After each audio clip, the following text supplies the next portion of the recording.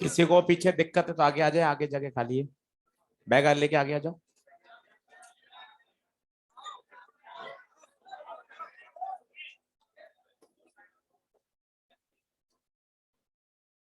चलिए शुरू करें पढ़ाई। तो एक बार देख लें बैच आगे पीछे तो नहीं है, उस बैच का एक बार दिखा दीजिए। मायोपिया हाइपरमेट्रोपिया हो गया था अपने वाले बैच में, सेकंड वाले में मायोपिया हाइपरमेट्रो। होमवर्क में क्या था आप वाले में? 33 क्वेश्चन, इधर बराबर ही चल रहा है। चलो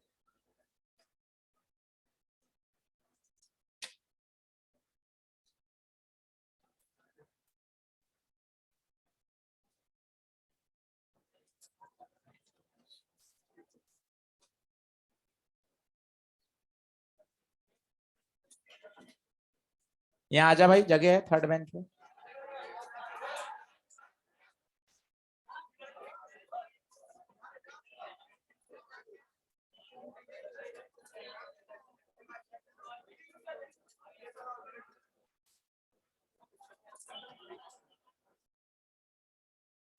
शुरू करें? चलो अब बातचीत करते रहेंगे तो फिर पढ़ाई आगे नहीं बढ़ पाएगी। नए टॉपिक की तरफ बढ़ रहे हैं। प्रिज्म आसान टॉपिक है, जितनी फिजिक्स हमने रे ऑप्टिक्स में पढ़ी है उससे पूरा टॉपिक समझ में आ जाएगा।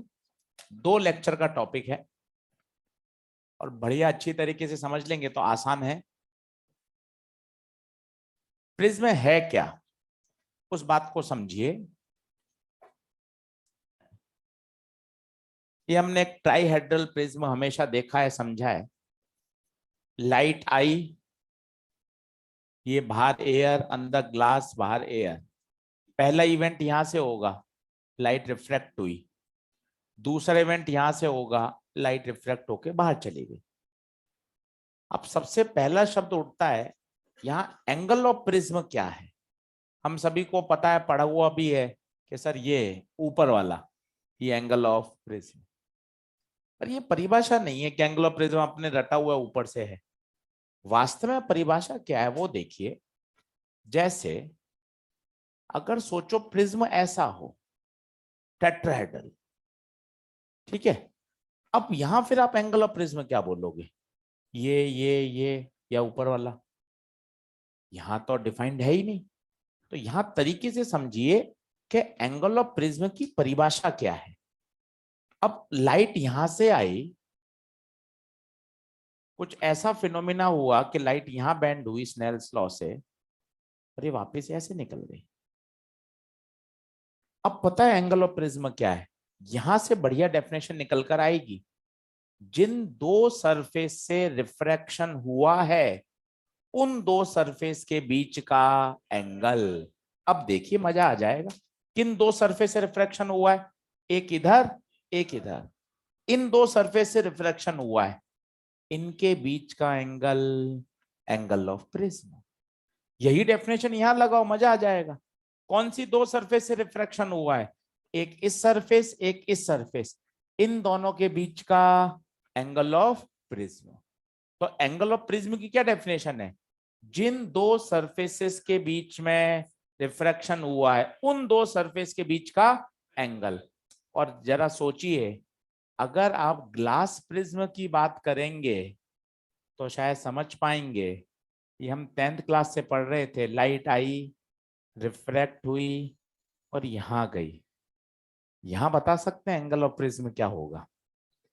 यहां 0 है। कारण सुनिए, क्योंकि ये दोनों सरफेसेस पैरेलल हैं।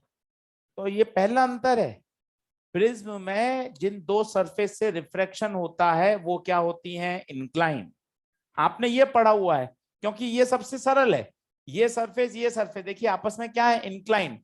और इन दोनों के बीच का एंगल, एंगल ऑफ प्रिज्म। पर यहां फिर एंगल ऑफ प्रिज्म क्या होगा? तो आपको अब अच्छी डेफिनेशन क्लियर हुई। जिन दो सरफेसेस से रिफ्रैक्शन हो रहा है उनके बीच का एंगल। और लास्ट पढ़ लीजिए तो और क्लियरिटी आ जाएगी। अगर टेट्राहेड्रल प्रिज्म है बच्चों, लाइट आई इस सरफेस से रिफ्रैक्ट हुई, यहां से एग्जिट हो गई, अब बताइए एंगल ऑफ प्रिज्म क्या होगा? परिभाषा अभी भी बढ़िया काम करेगी। जिन दो सरफेस से हुआ पहले उसको पहचानो। ठीक है आशीष सर, पहचानता हूं। ये पी क्यू और ये आर एस सर, इनसे हुआ है। इनके बीच का एंगल सर जीरो तो नहीं है क्योंकि ये पैदल तो नहीं है, और एंगल दिख भी नहीं रहा। दिखाना भाई, इसको बढ़ा दे, क्या समस्या है? ये वाला एंगल क्या कहलाएगा? Angle of prism. अब बताइए क्या डेफिनेशन क्लियर हुई? तो एंगल ऑफ प्रिज्म क्या है? जिन दो सरफेसेस से रिफ्रैक्शन के इवेंट हो रहे हैं उन दो सरफेसेस के बीच का एंगल। लिखना चालू करिए।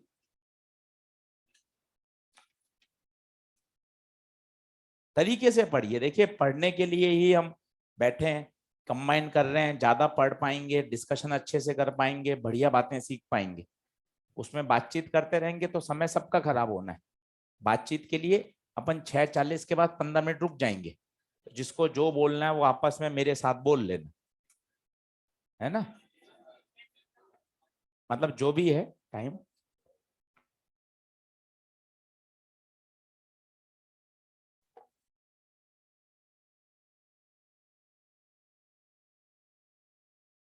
तो एंगल ऑफ प्रिज्म की अब क्लियरिटी आनी चाहिए कि जिन सरफेसेस के बीच में रिफ्रैक्शन हो रहा है उनके बीच का एंगल।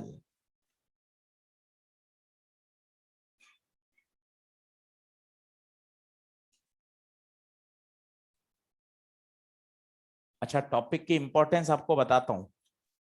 लेंस के एक्सरसाइज 2 में हमने सवाल देखे थे, अगर आपने करे हैं तो लगभग 11 प्रश्न थे आउट ऑफ 40। 4 लेक्चर में हुआ था लेंस, और मैंने आपको कहा था लेंस सबसे बड़ा टॉपिक है। प्रिज्म के भी 10 से 11 सवाल है। अब आप सोचिए 2 लेक्चर का टॉपिक और कितने सवाल दे रहा है? 11 सवाल लेंस के बराबर के। इसलिए इसकी इंपॉर्टेंस ज्यादा है और टॉपिक आसान है। 2 लेक्चर में सॉल्व हो जाएगा, बढ़िया।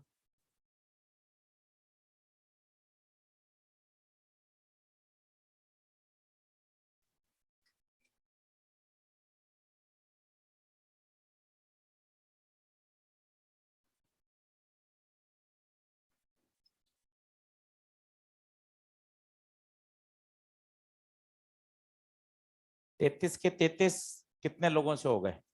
पूरे 33, सारे आंसर। बहुत बढ़िया।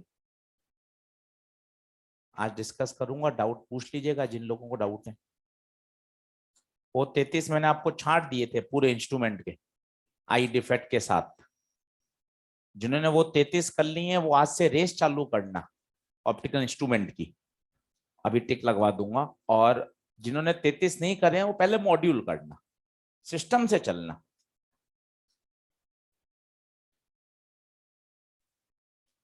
चलो अब थोड़ी सी आगे फिजिक्स पढ़ते हैं।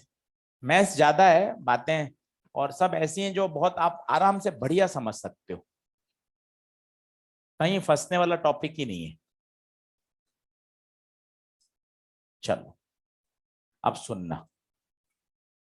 अब एनालिसिस कर रहे हैं क्या हो रहा है। पेन पेंसिल छोड़िए, बोर्ड पे देखिए। प्रिज्म है, लाइट आ रही है, ये कहलाती है इंसिडेंट रे। देखते जाइएगा, थोड़ा सा बड़ा लिख रहा हूं ताकि सब आराम से देख सकें। डायग्राम बड़ा बनाया है। सबसे पहले ये क्या खींचा? ये एंगल इंसिडेंट एंगल, सही बात। यहां बाहर है एयर और यहां म्यू। बताइए क्या होगा? ये बेंड हो गई। Let this angle is R1। तुरंत यहां स्नेल्स लॉ लगा के इसको फ्री करिए। बोलिए बाहर का 1 sin I equal to mu sine R1। Last तक दिख रहा है भाई? थोड़ा बड़ा लिखना है क्या? सही है। स्नेल्स लॉ लगा लिया, 1 sin i बराबर म्यू साइन R1। जरा सोच के बताइए, क्या ये बेंट हो गई क्या?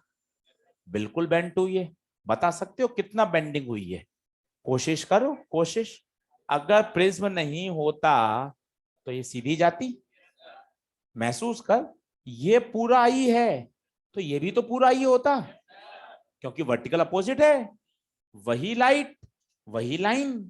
तो ये आई तो ये पूरा आई, इसमें से ये R1, तो ये कितना? I माइनस R1, मतलब पहला बेंडिंग हो गई I माइनस R1। क्लॉक क्यों हुई? देखो, ये प्रिज्म नहीं होता तो सीधी जाती। कैसे गई? ऐसे चली गई, ऐसे मुड़ी है, ऐसे मुड़ी है, इसका मतलब क्लॉकवाइज। बोलिए, क्या पहली इवेंट बात समझ में आ गई? सब कुछ कर दिया उसमें हमने, उसका डेविएशन भी निकाल दिया और स्नेल्स लॉ भी लगा दिया। अब बताइए, क्या एक इवेंट और होगा क्या बच्चों? कहाँ होगा? दूसरी सरफेस पर। लेट, यहां पे नॉर्मल खींचा, ये एंगल माना है R2, यहां से ये ऐसे गई, ये angle E। What is E? Angle of emergence. अब आप ध्यान से सुनना, ध्यान से सुनना। पहले तो यहाँ पे स्नेल्स लॉ लगा के इसको फ्री करो। बोलो, अंदर म्यू साइन R2, बाहर 1 साइन E। क्लियर है? अब ये कितना डेविएट हुई वो फील करिएगा, मजा आएगा। फील करिएगा कितना डेविएट हुई। जरा सुनो, इसको पीछे बढ़ाता हूं, टक टक टक टक टक टक, सही है। इसको आगे बढ़ाता हूं, क्योंकि अगर ये सरफेस नहीं होती तो ये सीधी जाती। कहां मुड़ी? नीचे। तो क्लॉक या एंटी क्लॉक? क्लॉक। इसका मतलब दूसरे वाले का भी क्लॉक आएगा। कोशिश करके आप बताओ कितना आएगा।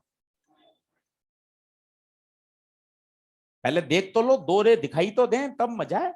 देखो तो सही, ये लाइट दिख रही है, अगर ये सरफेस ना होती तो सीधी निकलती। कहां मुड़ गई? नीचे। मुझे ये चाहिए, ये वाला, ये वाला। कितना? E minus R2। कैसे निकाला देखो, खुद देख लो। ये लाइन वही, ये लाइन वही है, तो कितना बचेगा? E minus R2। चेक कर सकते हैं। आपसे मैं पूछूं टोटल डेविएशन बताओ, टोटल डेविएशन बताओ, टोटल डेविएशन बताओ। ऐड करूं या सब्ट्रैक्ट? क्यों? दोनों क्लॉकवाइज हैं। I minus R1 plus E minus R2, I plus E, R1 plus R2। इसे बोलेंगे अभी 5 मिनट बाद A, तो ये हो जाएगा I प्लस E माइनस। ये पहला फॉर्मूला आ गया डेल्टा का, I plus E minus A। एक एक शब्द बोलिए। I कौन? Angle of incidence. E angle of emergence. A angle of prism. Sir ये आपने A क्यों लिख दिया? इसको भी सर क्लियर करते ही चलो ना। ले भाई, आराम से क्लियर करना, तभी लिखना। देखता जा, ये कितना? R1। सोच के बताओ, क्या ये 90 माइनस R1 होगा क्या? क्यों? देखो अच्छे से, ज्योमेट्री समझ में आनी चाहिए। ये क्या है? नॉर्मल। नॉर्मल मतलब 90। ये R1 खर्च, 90 माइनस R1। वापिस देखें, ये R2 माना है, ये बताओ 90 माइनस R2, क्योंकि ये पूरा 90 है। ये A। अब ऊपर वाले ट्राइंगल को ध्यान दीजिए, इस वाले ट्राइंगल को ध्यान दीजिए। इस ट्राइंगल के तीनों एंगल का sum 180। A plus 90 minus R1 plus 90 minus R2 must be equal to 180। 90 90 180, वहां ट्रांसफर कर दीजिए। A बराबर R1 प्लस R2। ये दो स्टैंडर्ड फॉर्मूले आ गए बच्चों, जो पूरे प्रिज्म में आपके साथ रहेंगे, इनका कोई फेलियर नहीं है, हमेशा लगेंगे। डेल्टा बराबर आई प्लस ई माइनस ए बराबर R1 प्लस R। लिखिए।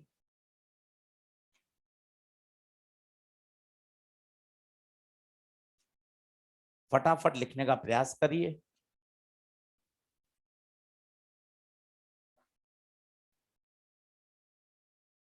कुछ रह जाए, पूरा लेक्चर एलटी में है, 5 दिन 7 दिन रहेगा, वहां से वापस चेक करिए और प्रिज्म को बढ़िया तैयार करिए। प्रिज्म में लगभग 35 सवाल करने हैं 2 दिन में।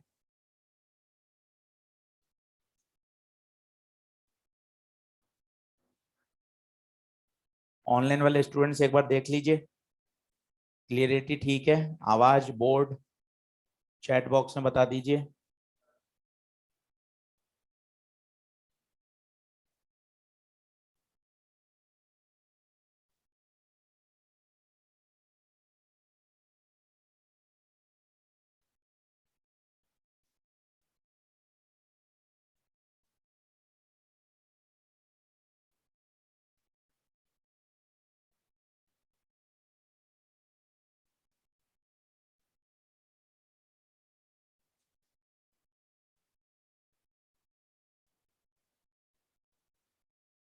मत करो ना, जरूरत कहाँ है कमेंट करने की, अपन पढ़ाई पे ध्यान रखो ना। हर बात पर रिएक्ट करने की आवश्यकता कहाँ है? इग्नोर करके आगे बढ़ो। सोचो कि आज रेस करनी है, ऑप्टिकल इंस्ट्रूमेंट की सर ने दी है, सवाल बढ़िया है, उसमें कठिन सवाल है, करीबन 28 से 30 सवाल हैं, तो 1.5 से 2 घंटा रेस करके लाना, क्वालिटी प्रॉब्लम है सारी।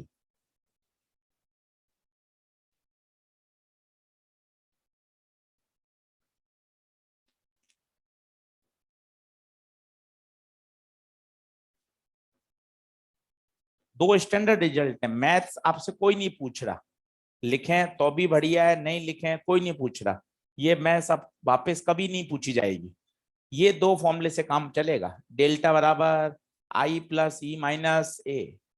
मैथ्स तो ठीक है, फिजिक्स पढ़ रहे हैं इसलिए बताते रहते हैं, बाकी रिजल्ट्स डायरेक्ट ऑब्जेक्टिव एग्जाम्स के लिए तैयार होने चाहिए।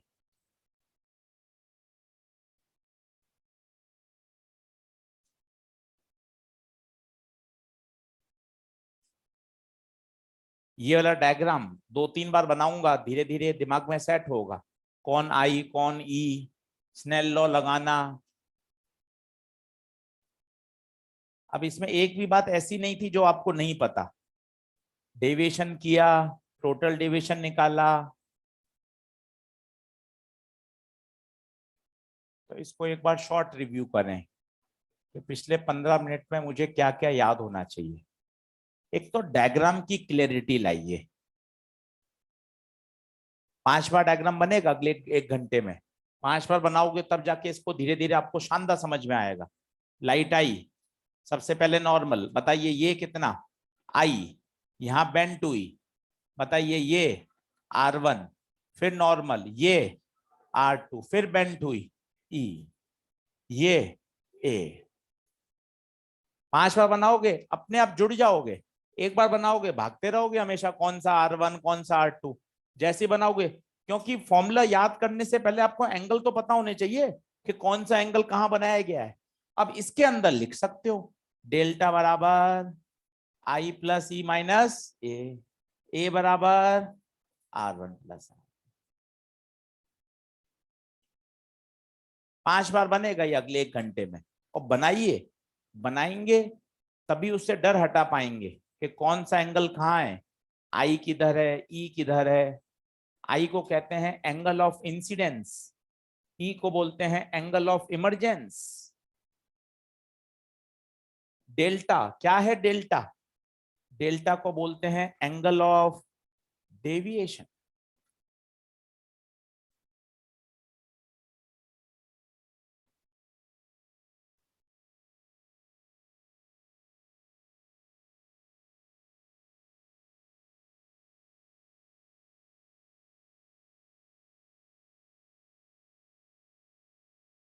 अब करते हैं एक प्रैक्टिकल जो 12th बोर्ड में भी था, आपने पढ़ा हो, करा हो लैब में 12th बोर्ड का।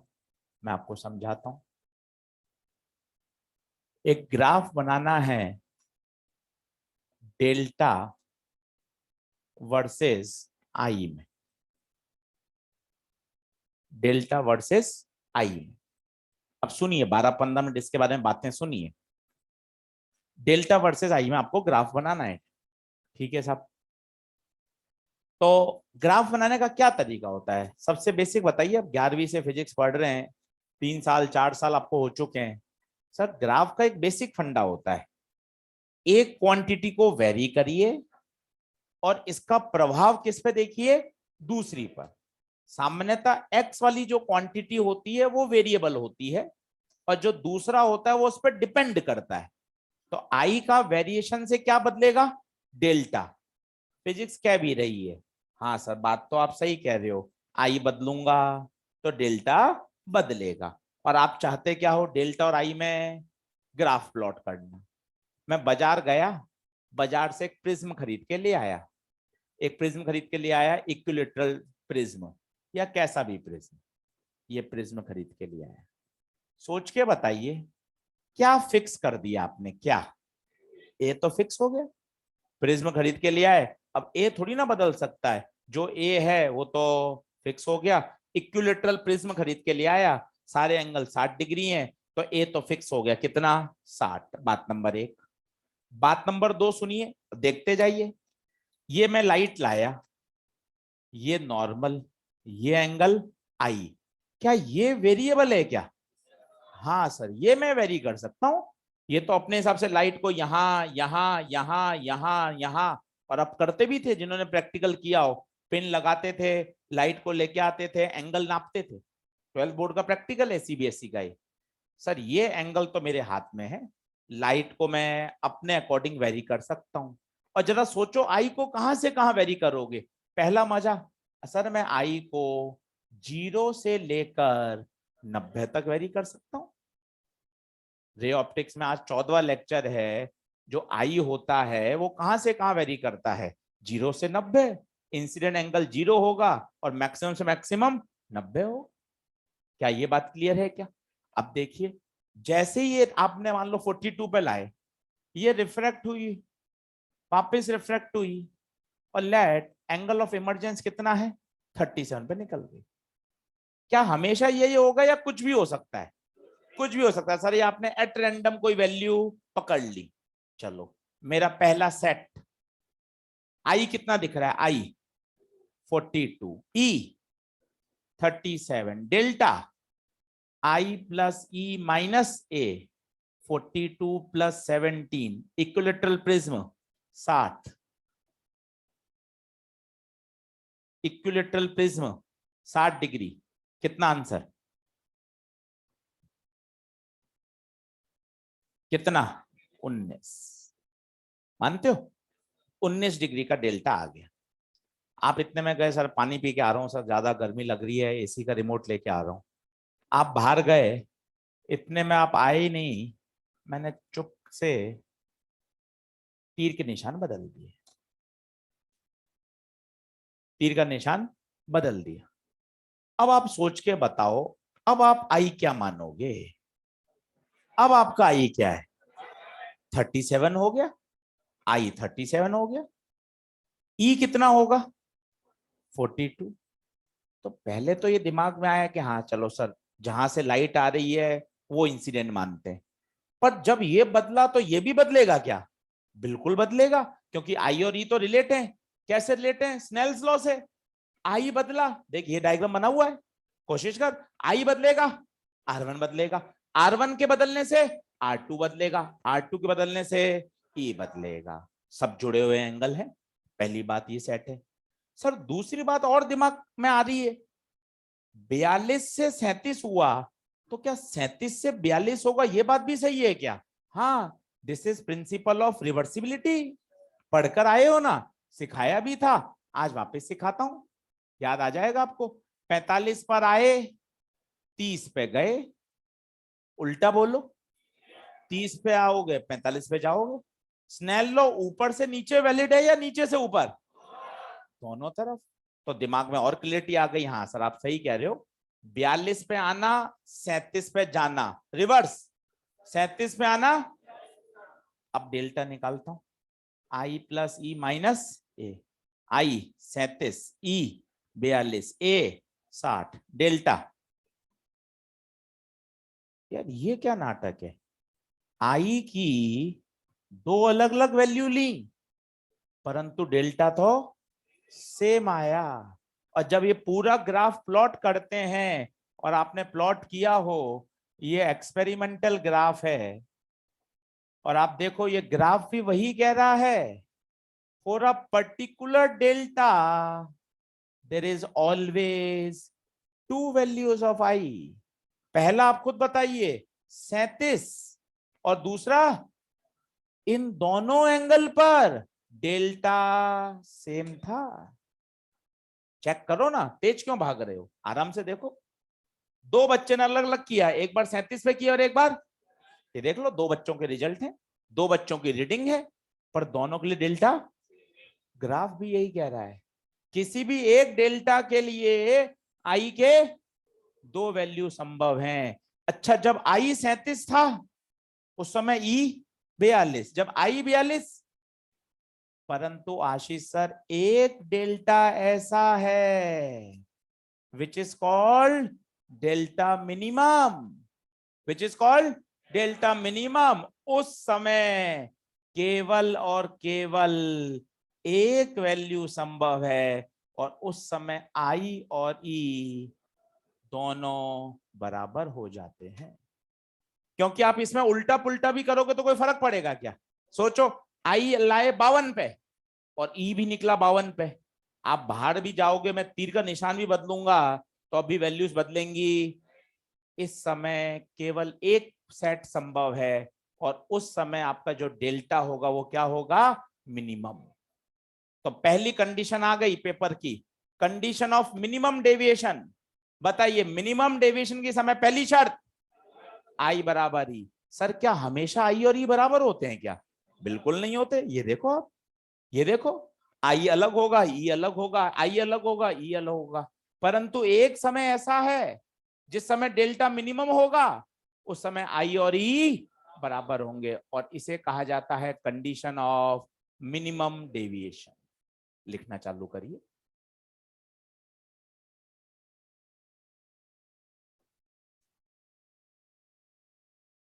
Condition of minimum deviation.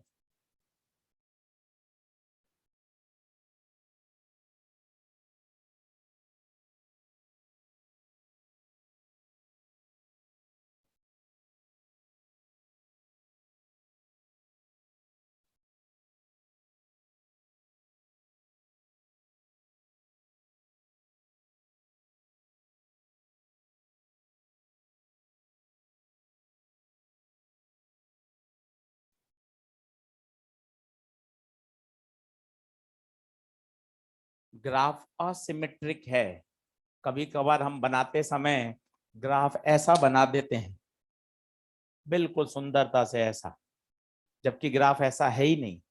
Graph asymmetric है, प्रैक्टिकल ग्राफ है, एक्सपेरिमेंटल ग्राफ है, और आई प्लस ई माइनस ए से खींचा गया है।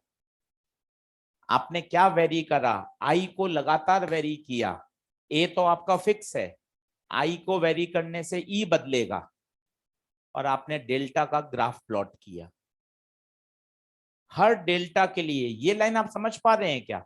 हर डेल्टा के लिए आई की कितनी वैल्यू पॉसिबल है? दो। हर डेल्टा के लिए आई की दो वैल्यू पॉसिबल हैं, but for a minimum delta there is only one value.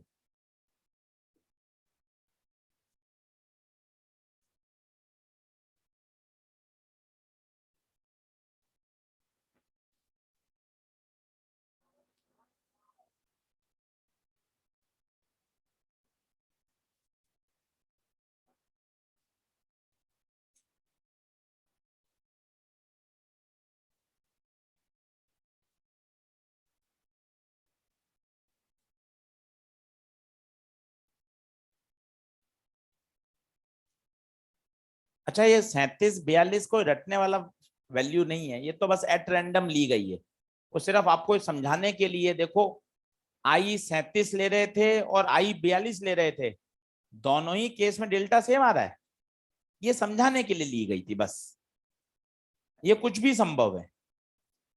तो वो आपको याद करने का कोई सेंस नहीं है, वो सिर्फ एक समझाने का तरीका है।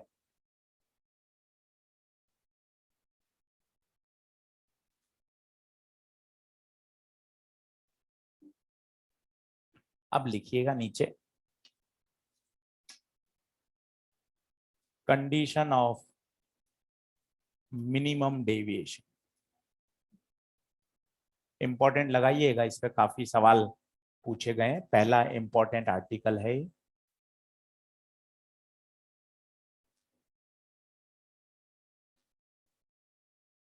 Condition of minimum deviation.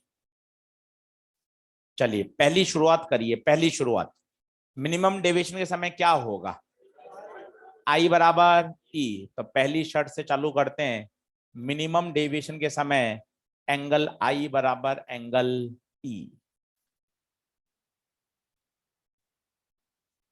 Condition of minimum deviation, chapter बहुत आसान है, ये प्रिज्म बचा हुआ है, इसके बाद एक ही टॉपिक बचेगा मिरर।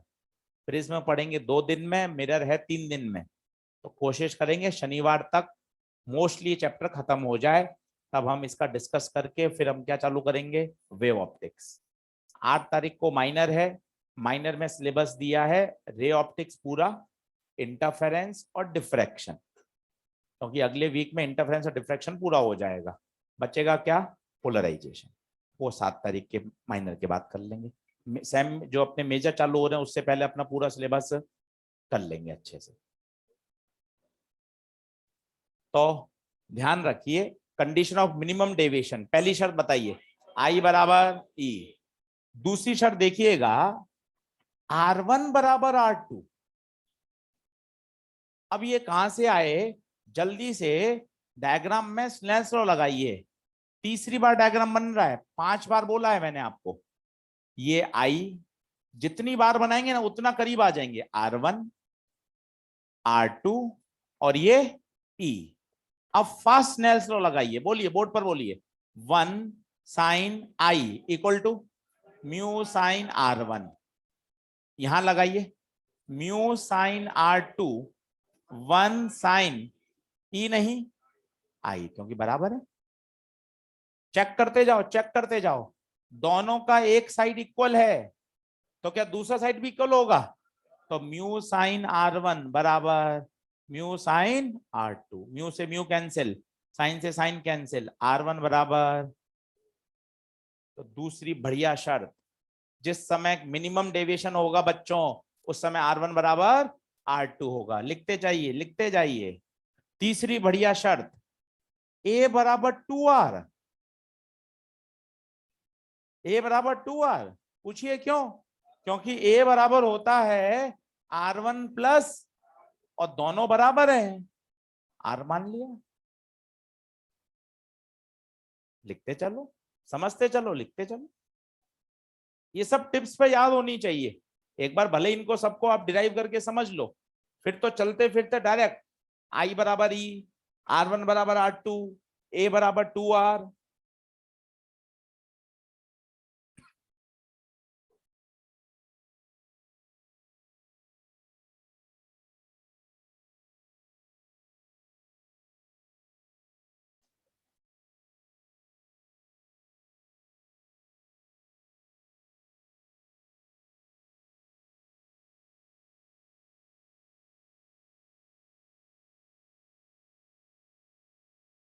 हाँ, चौथी शर्त बता सकते हैं, इस समय डेल्टा कितना होगा बच्चों, डेल्टा होगा 2i माइनस ए,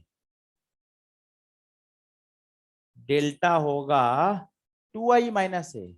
सोचो कहां से आया, एक बार में देखो, standard formula i plus e minus a, at minimum deviation i और ई। अब डेल्टा नहीं, delta minimum i minus a, delta minimum 2i minus a. Delta minimum direct याद होना चाहिए 2i माइनस ए।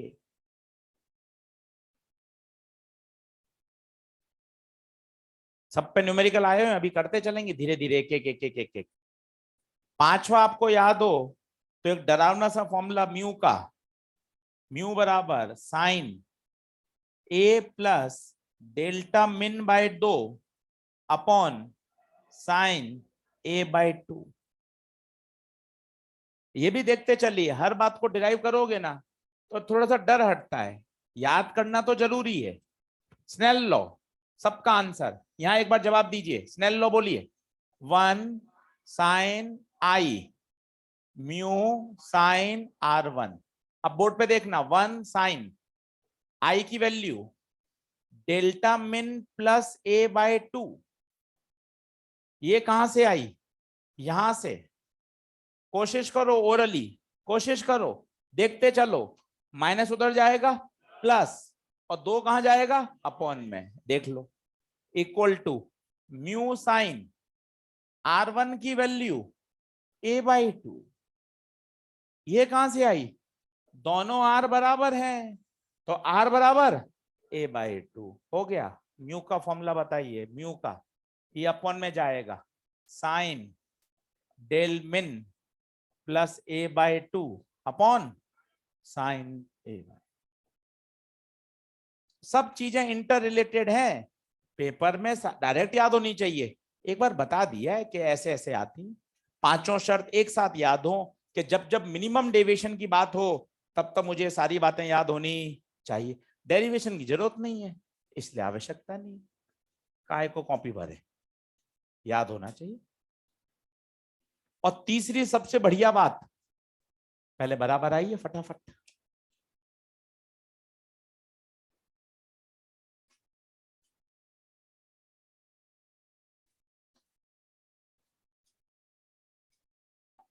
अब अगर आप मिनिमम डेविएशन का डायग्राम बनाएं तो आप देखना डायग्राम कितना सिमेट्रिक बनेगा, सीखना। यहां नॉर्मल खींचा, यहां नॉर्मल खींचा, बताओ ये और ये बराबर है क्या? क्यों? आई बराबर ई। क्या ये और ये बराबर है क्या? क्यों? R1 बराबर। सोचो अगर ये सब एंगल बराबर हैं तो ये लाइट एग्जैक्ट इस बेस के पैरेलल हो जाएगी। क्यों आशीष सर? आप खुद सोचो, क्या ये हमेशा सीधी जाएगी? नहीं, टेढ़ी मेढ़ी जा सकती है ना, देखो इसमें जा रही है ना टेढ़ी मेढ़ी। अगर सीधी जाएगी तभी तो ये एंगल क्या होंगे? बराबर। सोचो अगर टेढ़ी जा रही है, एक एंगल छोटा होगा एक एंगल बड़ा होगा, पर at the time of minimum deviation, क्योंकि सारे एंगल बराबर हैं, तो ये लाइट रे बेस ऑफ द प्रिज्म के पैरेलल हो जाएगी। ये भी सवाल पहचानने का एक तरीका है। रेस में क्वेश्चन दे रखा है, रिफ्रैक्टेड रे, छठा पॉइंट, रिफ्रैक्टेड रे in the prism becomes parallel to the base of the prism। जैसी ये लाइन आएगी आपका दिमाग चलना चाहिए, अच्छा सवाल किस में जा चुका है? मिनिमम डेविएशन में। ये बात क्वेश्चन पढ़ के क्लिक करनी चाहिए। ये हमेशा पैरेलल होगी? बिल्कुल नहीं। मैंने पहला डायग्राम बनाया, ये भी मिटाया नहीं है, जरूरी नहीं है पैरेलल है, ये कुछ भी हो सकती है, ऊपर नीचे टेढ़ी मेढ़ी कैसे भी, वो तो जनरल केस है। पर at the time of minimum deviation R1 बराबर R2 है, I बराबर E है, तब लाइट एग्जैक्टली प्रिज्म के बेस के पैरेलल हो जाएगी।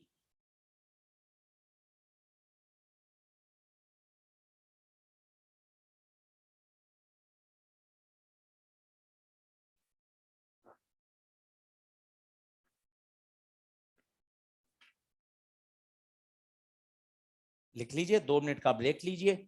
ये 6 पॉइंट मन में याद करिए कि मिनिमम डेविएशन के समय I बराबर E, R1 बराबर R2, A बराबर 2R, delta minimum 2I minus A। सब मैंने आपको एक एक डिराइव करके दिखा दिए, पर आपको घर जाके नहीं आवश्यकता है, आप डायरेक्ट टिप्स पर सारे पॉइंट्स याद कर सकते हैं।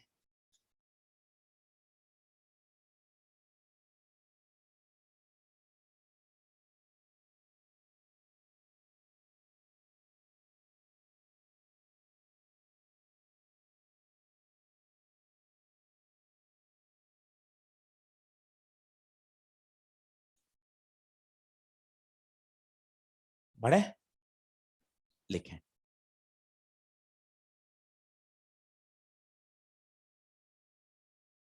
अब इस पे 2-3 क्वेश्चन करके देख लें, तो ये आपको फॉर्मूले लगाने आ जाएंगे, याद भी हो जाएंगे।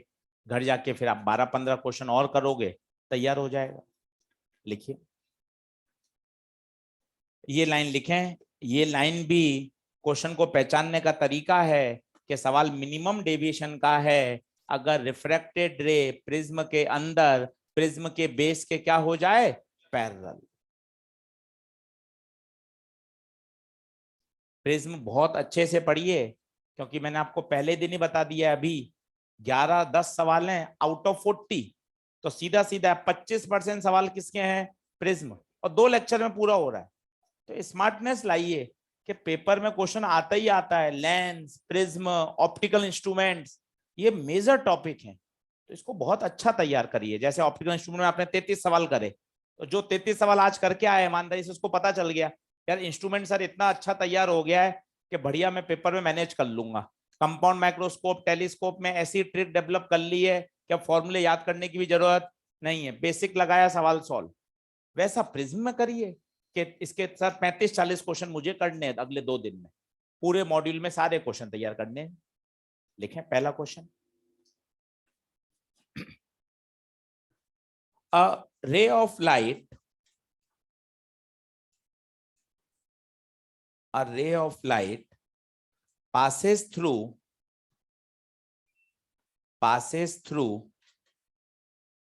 equilateral prism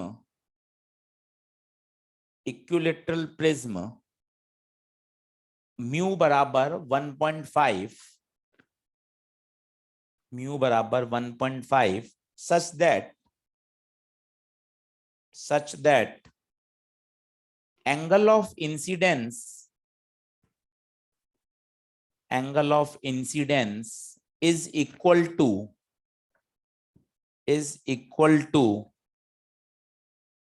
angle of emergence, angle of incidence is equal to angle of emergence, and it is equal to 3/4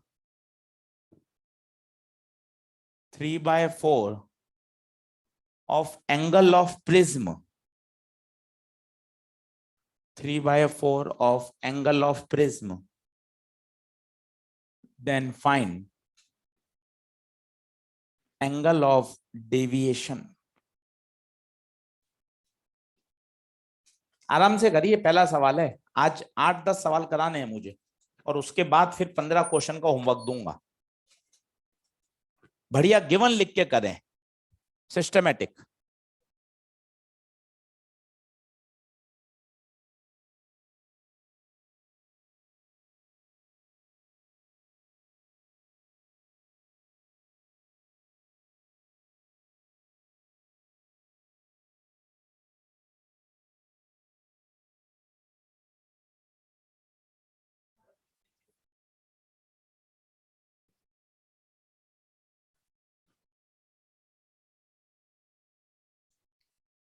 logical करो। सबसे पहला शब्द क्या मिला, इक्विलेटरल प्रिज्म, तो बच्चों ए कितना 60। फिर वो कह रहा आई बराबर ई बराबर 3/4 ऑफ ए, इसका मतलब क्या हुआ, ए कितना 60, तो 15 × 3 45, आई बराबर ई बराबर 45। फिर मुझे डेल्टा पूछा है, डेल्टा का एक ही सूत्र है, एक ही formula, i plus e minus ए, तो आई 45, ई भी 45, ए 60, 45 + 45 90, 90 - 60 30। ये तो सर मैंने डायरेक्ट करा, सर सवाल करते करते मेरी दिमाग भी चल रहा है, सर ये तो आई और ई बराबर हो गए, तो ये तो क्या मिनिमम डेविएशन हो गया, बिल्कुल लाला मिनिमम डेविएशन हो गया। ये भी लगा सकता था 2i - a, वही आंसर आएगा, a 60। तो क्लिक करने के ऊपर है कि अगर मुझे ये सवाल पढ़ते पढ़ते पता चल गया कि आई और ई बराबर हैं, उस समय डेल्टा मिनिमम डायरेक्ट होता 2i माइनस ए, और नहीं क्लिक किया तो अभी काम हो रहा है i प्लस ई माइनस ए, तो स्टैंडर्ड फॉर्मूला है ही सही। बोलिए, बिल्कुल बेसिक फॉर्मूला, धीरे धीरे याद करिए। सवाल करने के बाद मैंने आपको घर पे भी सिखाया कि 10-15 सेकंड एक बार सवाल का कंक्लूजन मन में बोलिए, उससे और बातें मजबूत होती हैं कि अच्छा इस सवाल में हमें क्या सीखा, डेल्टा का फॉर्मूला याद करा दिया, आई प्लस ई माइनस ए। इस सवाल की कंडीशन भी याद हो गई कि जब जब इंसिडेंस बराबर इमरजेंस होता है उस समय कंडीशन ऑफ मिनिमम डेविएशन होता है जो कि 2i माइनस ए। अगला लिखें, NEET 2016,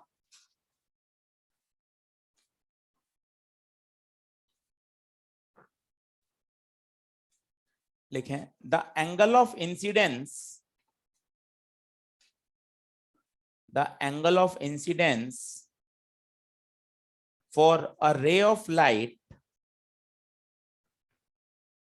for a ray of light on the surface of prism, on the surface of prism is 45 degree, is 45 degree, full stop. The angle of prism is 60 degree, angle of prism is 60 degree, full stop. If the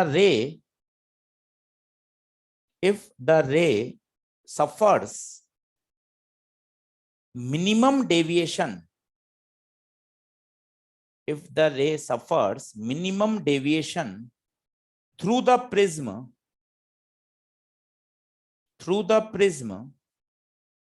ये line काम की है, रे suffer minimum deviation, वो आते ही वो 6 बातें याद आ जाएं तब मजा है। आई बराबर ई, R1 बराबर ए बराबर 2r, ये लिस्ट याद आनी चाहिए और 5-7 सवाल कर लोगे तो हो जाएगा। If the ray suffer minimum deviation then find, पहला part minimum angle of deviation delta min, दूसरा part refractive index of the material of prism, refractive index of the material of prism. NEET 2016 का है, आराम से करिए और attempt जरूर करिए।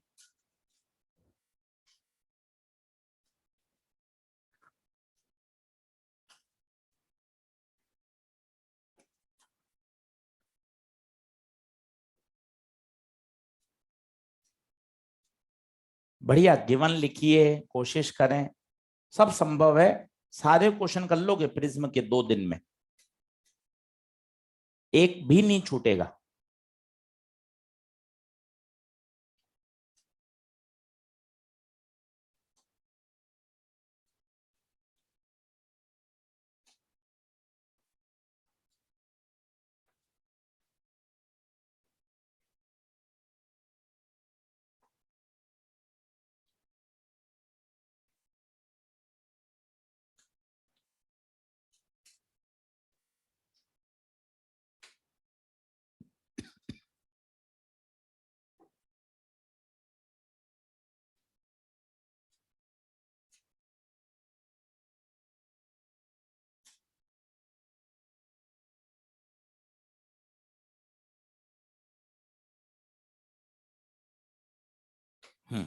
कितना, बहुत ही सरल है। आई कितना है बच्चों, आई 45, ए कितना 60, मिनिमम डेविएशन की बात हो रही है 2i माइनस ए, बार बार लगाइए ऐसे ही याद हो जाएंगे। 2i 45, ए 60, 90 माइनस 60 कितना 30, और आपसे पूछा है म्यू, तो म्यू का formula sine A plus delta min by 2 upon sine A by 2, sine A 60, delta min 30 upon sine 60/2, 90/2 45 upon sine 30, sine 45 1/√2, sine 30 2/√2, √2। Clear? बिल्कुल आसान फॉर्मूला बेस्ड क्वेश्चन। अगला लिखिए, नीट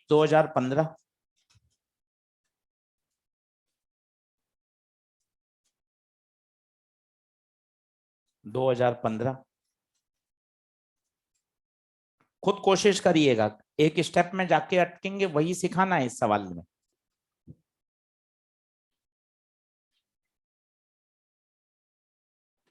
लिखें, if the angle of prism, if the angle of prism is बड़ा A,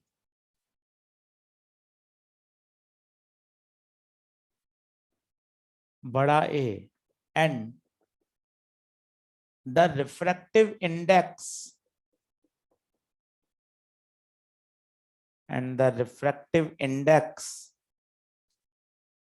of the material of the prism,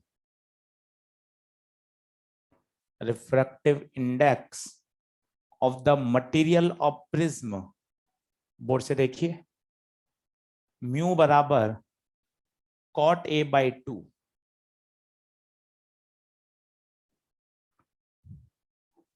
mu बराबर cot A/2, then find out the angle of minimum deviation,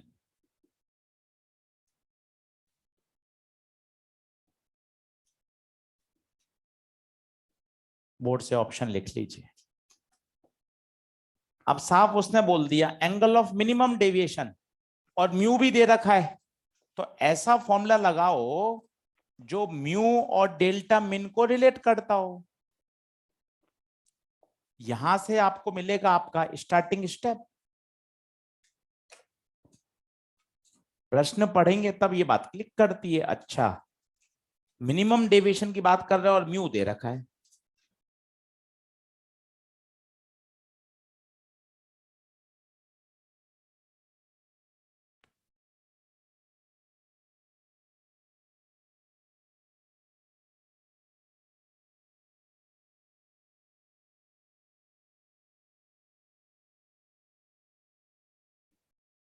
चालू हो गए क्या? ऐसे नहीं हुए? हो गए क्या स्टार्ट? दरवाजा खोल दे भाई थोड़ी देर, 5 मिनट, रिमोट का बोल के आता हूँ।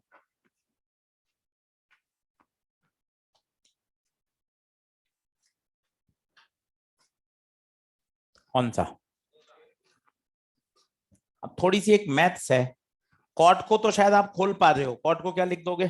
कॉस अपॉन साइन, फिर कॉस को भी ब्रेक करना पड़ेगा, बस वही काम का है। म्यू की जगह आपने लिख दिया कॉट A/2, ये तो दे रखा था।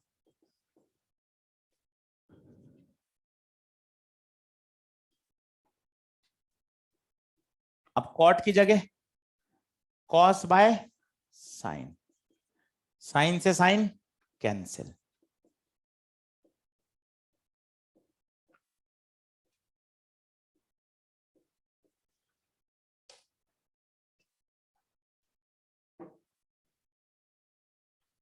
अब आगे क्या? अब ये आगे तो सॉल्व हो ही नहीं सकता, काट थोड़ी ना सकते हो कॉस और साइन, आगे तो सॉल्व हो ही नहीं सकता। अब इस दिमाग वाला स्टेप यही है कि इस कॉस को साइन 90 माइनस A/2 लिखना पड़ेगा।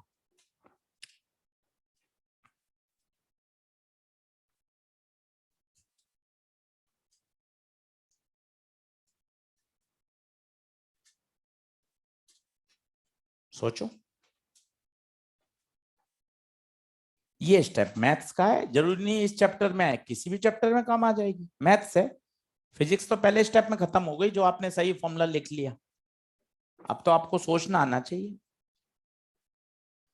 अब साइन से साइन उड़ जाएगा, 90 -a/2 a plus delta min by 2, 2 LCM 180 -a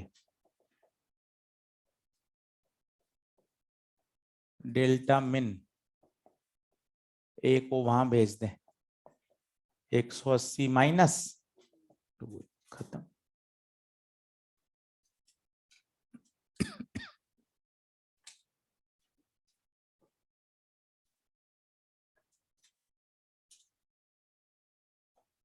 केवल मैथ्स का क्वेश्चन है, दो बातें काम की हैं। एक तो कॉट को ब्रेक करना आना चाहिए कॉस बाय साइन में, और दूसरा 90 + a/2 लिख दोगे तो आंसर आएगा 180। 180 पॉसिबल ही नहीं है, और रिट्रेस हो जाएगा, मतलब गलत है। बड़े अच्छा सवाल है, स्टार लगा के रखिए। मैथ्स है जो ध्यान रखनी चाहिए आपको। एक और कोशिश करें, 2010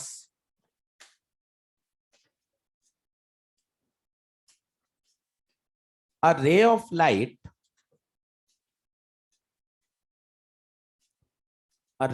light is incident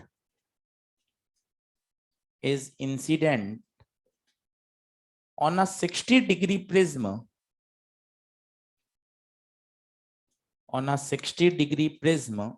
at minimum deviation position,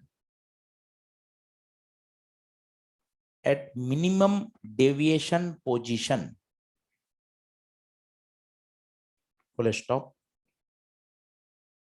Calculate the angle of refraction at the first phase. Angle of refraction at the first phase, that is incident phase of the prism. Calculate the angle of refraction at the first phase, that is incident phase of the prism.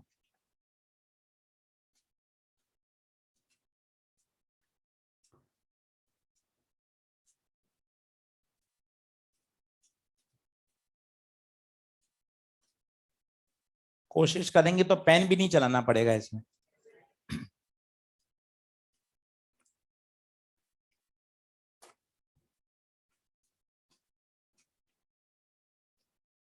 अब पता है, प्रश्न पढ़ पढ़ के language develop होती है।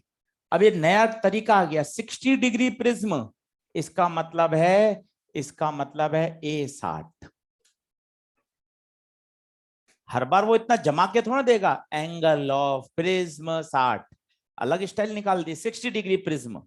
ये अब आपको इसकी भावना समझनी पड़ेगी। 60 डिग्री प्रिज्म मतलब उस प्रिज्म का जो एंगल ऑफ प्रिज्म है वो 60 डिग्री है। मिनिमम डेविएशन, ठीक है। और सर पूछा क्या है, अब देखिए फोटो 5वीं बार, बगैर फोटो मजा ही नहीं आएगा। आप भी बनाए, ये फील आनी चाहिए, ये आई है, ये आर। मिनिमम डेविएशन के समय ये आर और ये आर बराबर। क्या पूछा है, अब इस डायग्राम से समझ पा रहे होंगे। Calculate the angle of refraction at the first phase, ये वाला आर पूछा है, खत्म। ए बराबर 2r, r 30।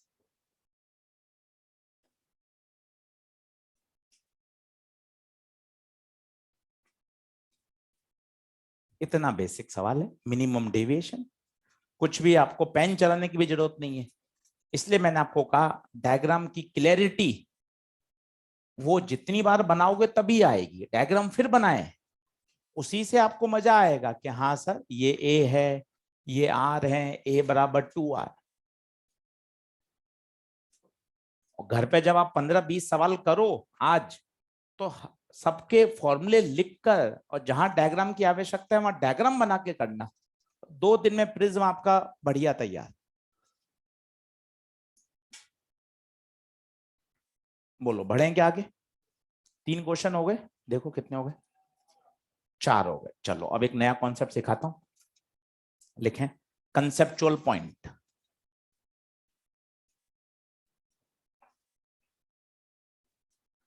कंसेप्चुअल पॉइंट मिटा दूं इसको?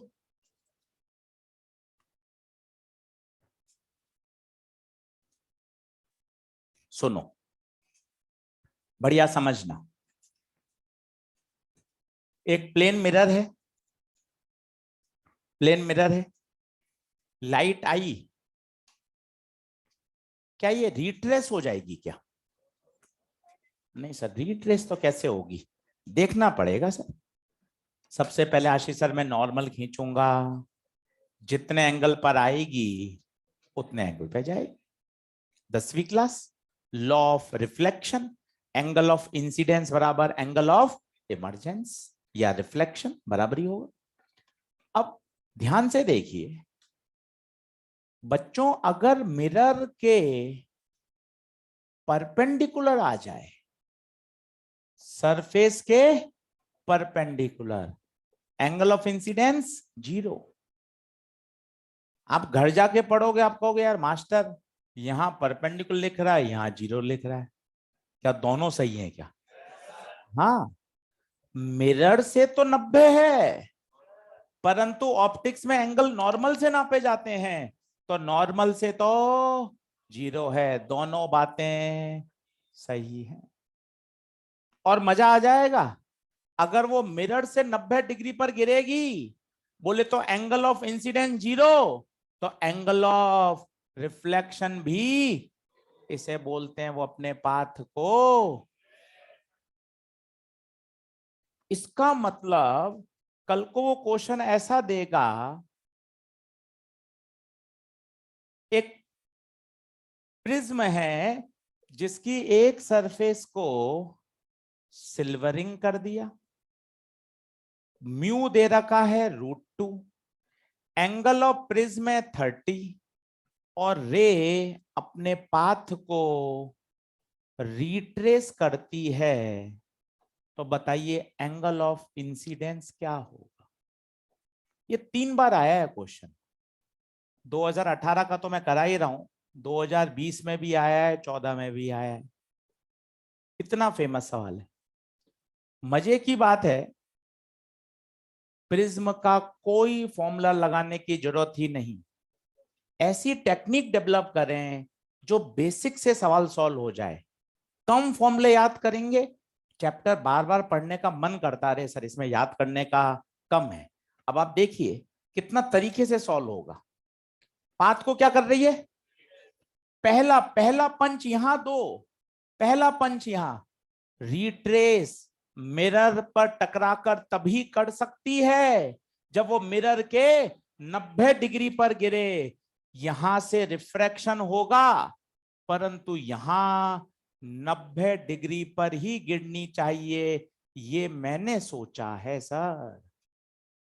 यही सोचने के नंबर है कि पाथ को रिट्रेस करना है, और अगर पाथ को रिट्रेस करना है तो उसको वहां पे 90 डिग्री पर ही गिरना पड़ेगा। सोचो 90 डिग्री पर गिरने पे क्या होगा, आई 0 तो आर भी, और जब ये वापस आएगी इधर से फिर स्नेल लॉ लगेगा और कहां निकल जाएगी, बाहर, एग्जैक्टली अपने पाथ को रिट्रेस कर लेगी। खत्म। अब आप देखिए स्नेल लॉ से आंसर 90 और 30, ये 60, ये कौन काम का है, 60 या 30? क्यों 30? स्नेल लॉ में सारे एंगल नॉर्मल से। एक लाइन में लगाइए आंसर, बोलिए। बाहर 1 sin I, अंदर म्यू sin R। खत्म, सॉल्व हो गया। कोई प्रिज्म का फॉर्मूला लगाने की आवश्यकता ही नहीं है। किताब में लगाए हुए हैं कि R2 0 होगा, फिर A निकाला, फिर स्नेल लॉ, कहां आवश्यकता है, क्यों लगाना चाहते हो? बेसिक बात है, अगर किसी भी समय मिरर से उसको रिट्रेस करना है और वो प्लेन मिरर है, तो प्लेन मिरर पे तो उसको 90 डिग्री पर ही गिरना पड़ेगा, ये मैंने सोचा। उसके बाद देखो कहानी कितनी मस्त चली, 90 और 30 120, ये 60, ये 30। इसको मैंने टिक क्यों लगाया? स्नेल लॉ में यही मेरा पसंद है। क्यों? मुझे एंगल कहां से चाहिए? नॉर्मल से।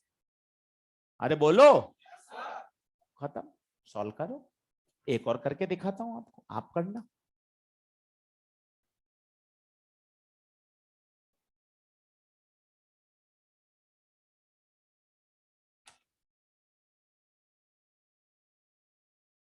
फेमस प्रोफाइल है ये, आपको मॉड्यूल में ये 5 बार मिलेगी, 5 बार।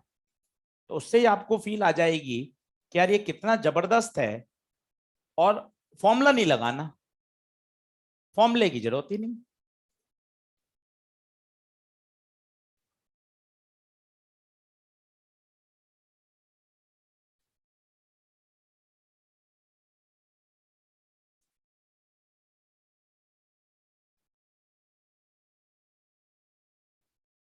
तो पहले मैंने आपको क्या कॉन्सेप्ट सिखाया कि प्लेन मिरर से रिट्रेस हमेशा नहीं करेगी।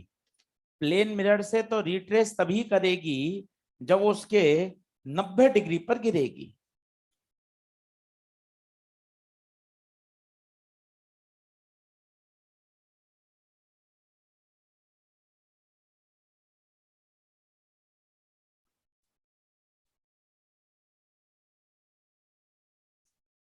दो 2018 में आया है ये क्वेश्चन, 18 का है।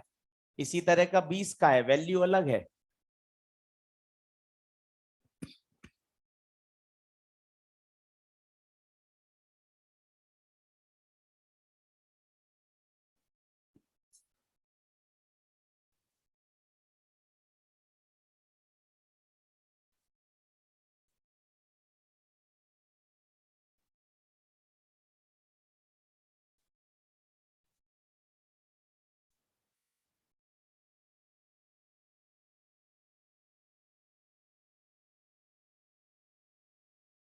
रिमोट ला, रिमोट।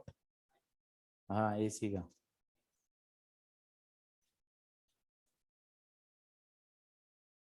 तो किसको बोल कर आया है?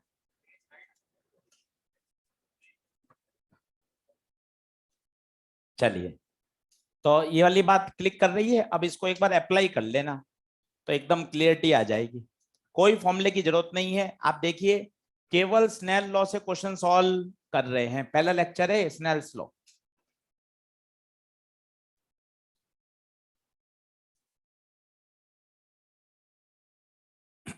लिखें।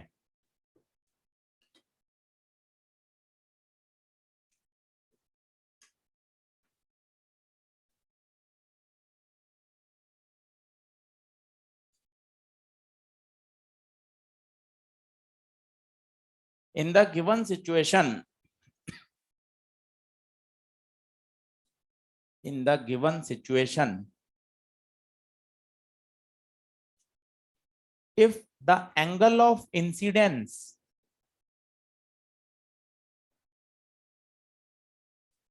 सब एसी को बंद कर और वापस चालू कर और टेम्परेचर कर दे 22 डिग्री। सही है? और किसी की मत सुन, सारे चालू करके बंद करके वापस चालू कर दे। अब देखिए, in the given situation if the angle of incidence is 2a, 2a बड़ा A, and the light retrace its path, light retrace its path, then find the refractive index, find the refractive index of the material of the prism, refractive index of the material of the prism।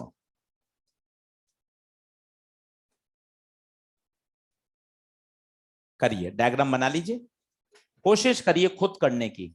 Answer Snell's law क्या आएगा? Prism का कोई formula लगाने की आवश्यकता नहीं है।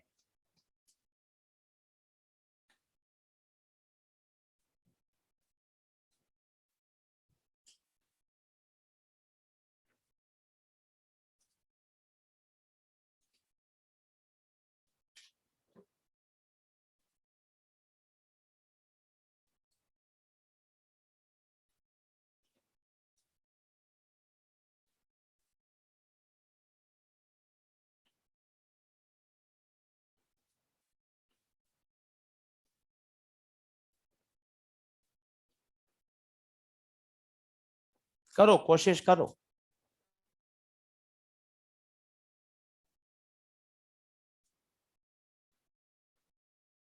Mu find करना है, म्यू 2 cos A आएगा। कोशिश करो, 2 मिनट और लगाओ।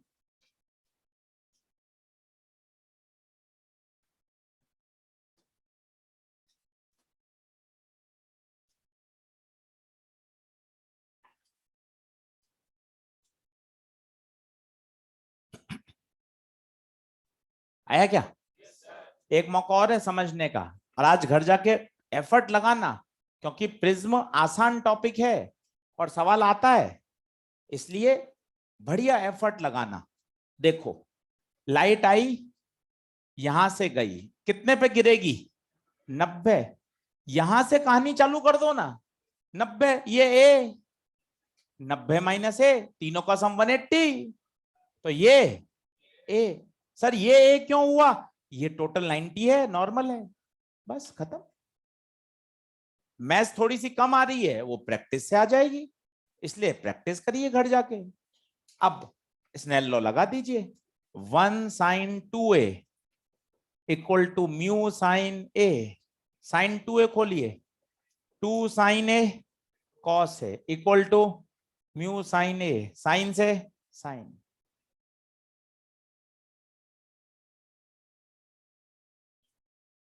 स्टार लगा के रखिए दोनों क्वेश्चन को, 5 बार है मॉड्यूल में, 5 बार पेपर में आए हैं, तो आपको इंपॉर्टेंस पता लगेगी कि सर इतनी बेसिक प्रोफाइल अगर समझ में आ रही है तो कहीं समस्या ही नहीं है, बार बार पूछी जा रही है। इसलिए आपको कहते हैं PYQ, प्रीवियस ईयर क्वेश्चंस बहुत दमदार करिए। पेपर में ट्रेडिशनल क्वेश्चन बार बार रिपीट होते हैं, 80 से 85% पेपर रिपीट होता है, पुराने कॉन्सेप्ट से डिराइव्ड होता है, बस वैल्यू चेंज होती है, जो बेसिक फंडामेंटल है वो वही रहता है। डिराइव करेंगे, समझेंगे, तैयार होता रहेगा। चलो आगे पढ़ते हैं, लाइन खींच दीजिए, ये पहला हिस्सा है। अब प्रिज्म के दूसरे हिस्से पे चलते हैं। अभी तक प्रिज्म में क्या किया? लाइट को मोड़ा, लाइट को मोड़ा। अब हम पढ़ते हैं, ये लाइट को 7 भागों में तोड़ता भी है, जिसे बोलते हैं डिस्पर्शन। तो लिखिए पहले थिन प्रिज्म, हेडिंग डालिए थिन, पतले प्रिज्म। अब जो हमारे आगे की स्टडी है पूरी, वो थिन प्रिज्म के लिए डिजाइंड है। तो पहले पढ़ लेते हैं थिन प्रिज्म कौन होते हैं।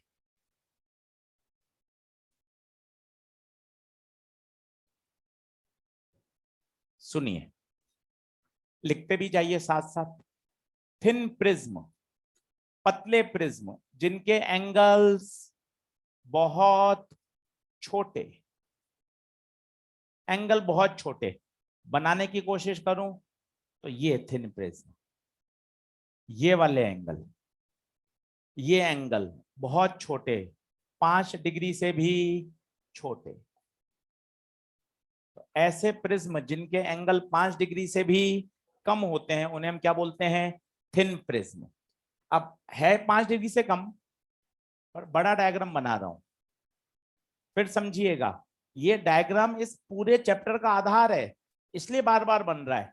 अब याद हो जाए तो मजा आ जाए। ये देखिए, पहला, दूसरा, ये बोलो आई, R1, R2, E, ए, 2 स्टैंडर्ड फॉर्मूले, I प्लस E माइनस ए बराबर 5-7 बार घर पे लगाओगे, याद हो जाएगा। अब हम यही रिजल्ट ला रहे हैं किसके लिए? Thin prism. तो पहला तो दिमाग को समझाओ, थिन प्रिज्म में क्या खास बात? एंगल्स बहुत छोटे हैं, सारे एंगल बहुत छोटे हैं। सर सारे क्यों छोटे हुए? खुद सोच, ए छोटा है 5 से कम, तो R1 R2 भी तो छोटे ही होंगे। इन दोनों की जोड़ भी 5 से कम होनी चाहिए, इसका मतलब R1 R2 भी छोटे हो गए। सोच R1 किससे जुड़ा हुआ है? स्नेल लॉ से। ये छोटा है तो इसको भी छोटा होना पड़ेगा। इन शॉर्ट सारे एंगल छोटे हैं। और अगर स्मॉल एंगल हैं तो बेसिक मैथ्स में स्मॉल एंगल अप्रोक्सीमेशन पढ़ा था, sine theta theta.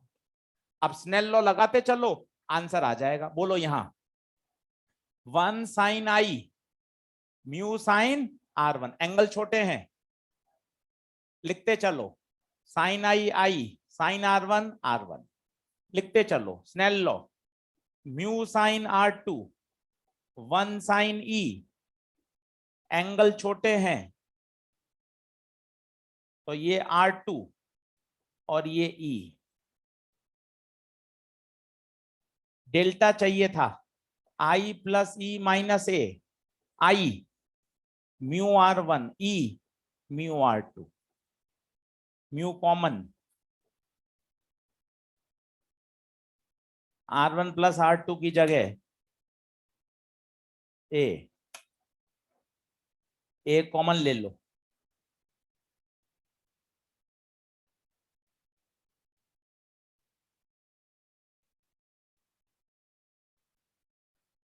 A common ले लो, म्यू माइनस 1 इंटू ए।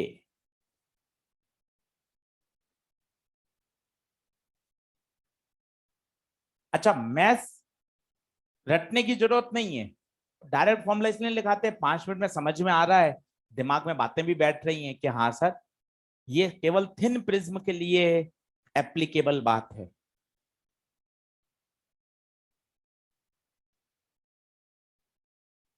थिन प्रिज्म के लिए एप्लीकेबल है।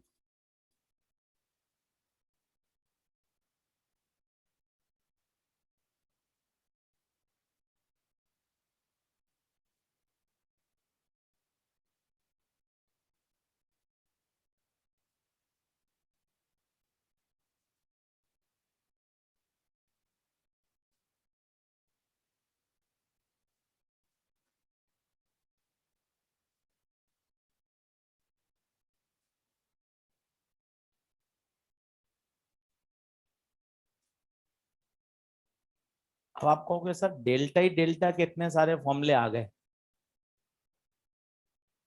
बहुत ज्यादा परेशान हो रहा हूं सर।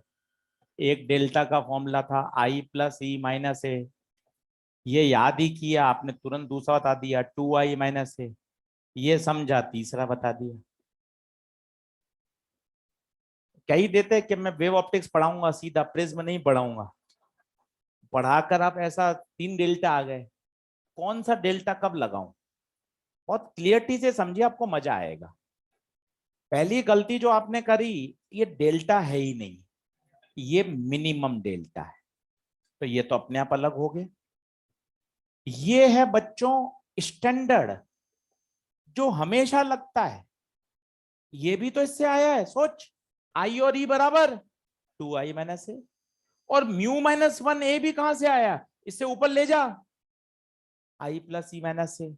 तो वास्तव में तो यही मेन है। तो सर ये कब लगेगा? ये एक स्पेशल केस है, जब प्रिज्म कैसा हो? थिन। इतने क्लियरिटी से फॉर्मूले याद होते हैं ना, तो क्वेश्चन करने का आनंद आता है। सर देखिए ये तो स्टैंडर्ड फॉर्मूला है, ये प्रिज्म के हर क्वेश्चन में लग सकता है। ये कब लगता है सर? जब प्रश्न में मिनिमम डेविएशन की बात हो। और सर ये कब सोचूंगा? जब थिन प्रिज्म बोलेगा। तीनों डिस्टिंग्विश हो गए, दिमाग खुश। ऐसे छोटी छोटी बातें सीखिए और उसको क्वेश्चन में अप्लाई करिए, सब्जेक्ट और आसान होता जाएगा। मानता हूं तीनों डेल्टा के फॉर्मूले हैं, पर आप समझ के याद करोगे तो आपको कहीं दिक्कत ही नहीं आएगी। ये मैथ्स आवश्यकता नहीं है, आपने लिख ली बढ़िया है। डायरेक्ट आपको याद होना चाहिए, थिन प्रिज्म के लिए डेल्टा म्यू माइनस 1 इंटू ए। इन तीनों को एक साथ लिखो, ये मोस्ट फेमस फॉर्मूले हैं और तीनों को दिमाग में बढ़िया सेटल करो। 2 मिनट का ब्रेक ले लो, तीनों को सेटल डाउन करो। पहला जनरल फॉर्मूला है, हर परिस्थिति में हर जगह लगेगा, नो एक्सेप्शन। दूसरा एक स्पेशल केस है जब आई और ई बराबर हो जाते हैं। और तीसरा एक स्पेशल प्रिज्म में लगता है, जो कैसा प्रिज्म है? Thin prism. इतनी बातें बोलकर समझकर याद कर ली, चैप्टर आसान लगने लग जाएगा। चलिए आगे पढ़ते हैं। लिखें डिस्पर्शन ऑफ लाइट। अब ये जो सारी थ्योरी है ये थिन प्रिज्म के लिए है। Dispersion of light,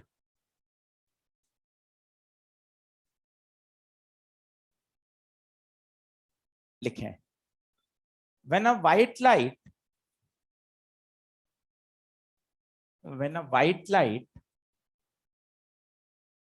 is incident on a prism,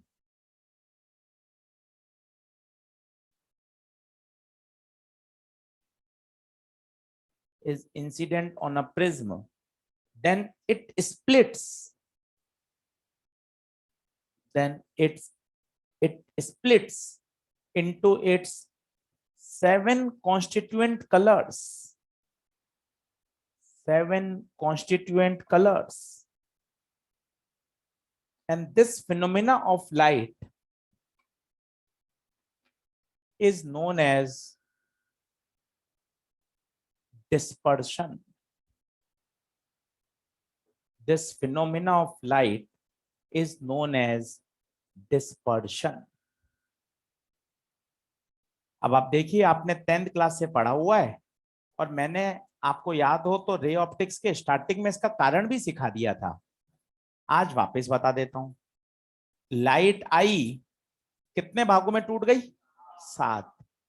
एक कारण सुनिए, बढ़िया कारण, शायद याद आ जाए। यही ग्लास 7 रंग को अलग अलग म्यू देता है। तो क्या सर ग्लास के 7 म्यू होते हैं क्या? आंसर है हाँ, 7 रिफ्रैक्टिव इंडेक्स होते हैं, हर कलर का डिफरेंट। और जब आज ये क्वेश्चंस करोगे घर जाके तो आपको मजा भी आएगा। वो लिख के देगा म्यू वायलेट इतना, म्यू रेड। तब आप पढ़ोगे तब आपको समझ में आएगा, अच्छा एक ही प्रिज्म के लिए अलग अलग कलर का म्यू अलग अलग होता है।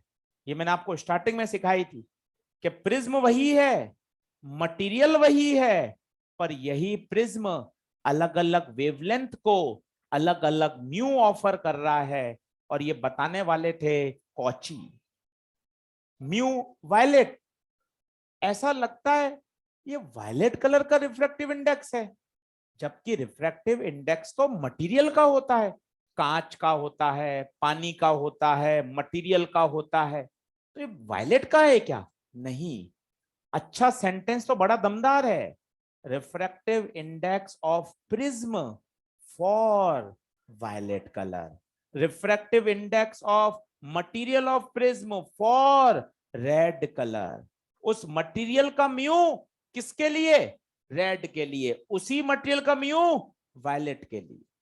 और एक बार और समझ लें, कॉची के अनुसार म्यू लैम्डा के इनवर्स। विबग्योर, वायलेट से रेड जाने पर लैम्डा बढ़ता है, लैम्डा रेड का सबसे ज्यादा, लैम्डा ज्यादा तो म्यू रेड के लिए सबसे कम।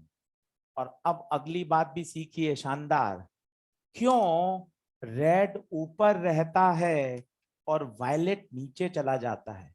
आज उसका कारण समझ में आएगा, मजेदार। डेल्टा का फॉर्मूला है म्यू माइनस 1 इंटू ए। जिसका म्यू कम उसका डेविएशन भी कम।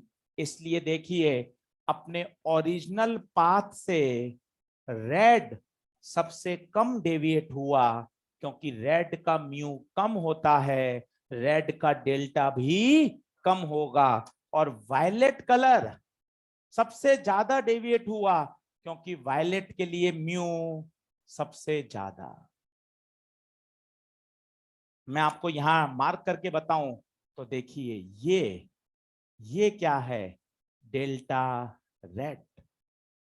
ये ओरिजिनल पाथ था। सिस्टम को, डायग्राम को समझें, अगर प्रिज्म नहीं होता तो ये व्हाइट लाइट ऐसे जाती, प्रिज्म के अंदर जाते ही उसने 7 भागों में तोड़ दिया। सिर्फ रेड की बात करें तो रेड अपने ओरिजिनल पाथ से इतना डेविएट हो गया। This is for the deviation for red colour.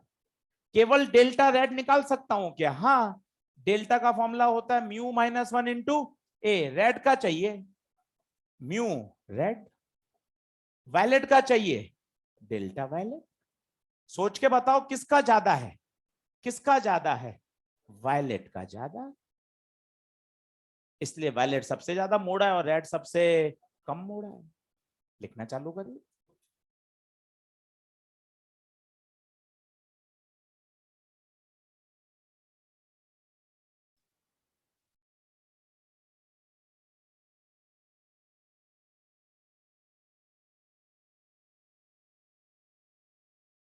तो सर वो 7 रंगों में क्यों टूट रहा है? आज दूसरी बात समझिए, जब वो प्रिज्म के अंदर एंटर हुआ तो इसी प्रिज्म ने, हाँ ये प्रिज्म कांच का है, कांच के भी वैरायटी होते हैं, क्राउन ग्लास सुना हो आपने, फ्लिंट ग्लास सुना हो, अलग अलग तरह के कांच के आते हैं। तो वही कांच अलग अलग कलर्स को अलग अलग म्यू दे रहा है। और बच्चों, म्यू के अलग होने से म्यू बराबर होता है C/V। स्पीड सबकी अलग अलग हो जाएगी और स्पीड के अलग होने से वो बिखर जाएंगे। बिखरना, इस बिखरने को ही कहते हैं डिस्पर्शन। रंगों में तोड़ना, इसे ही बोलते हैं डिस्पर्शन।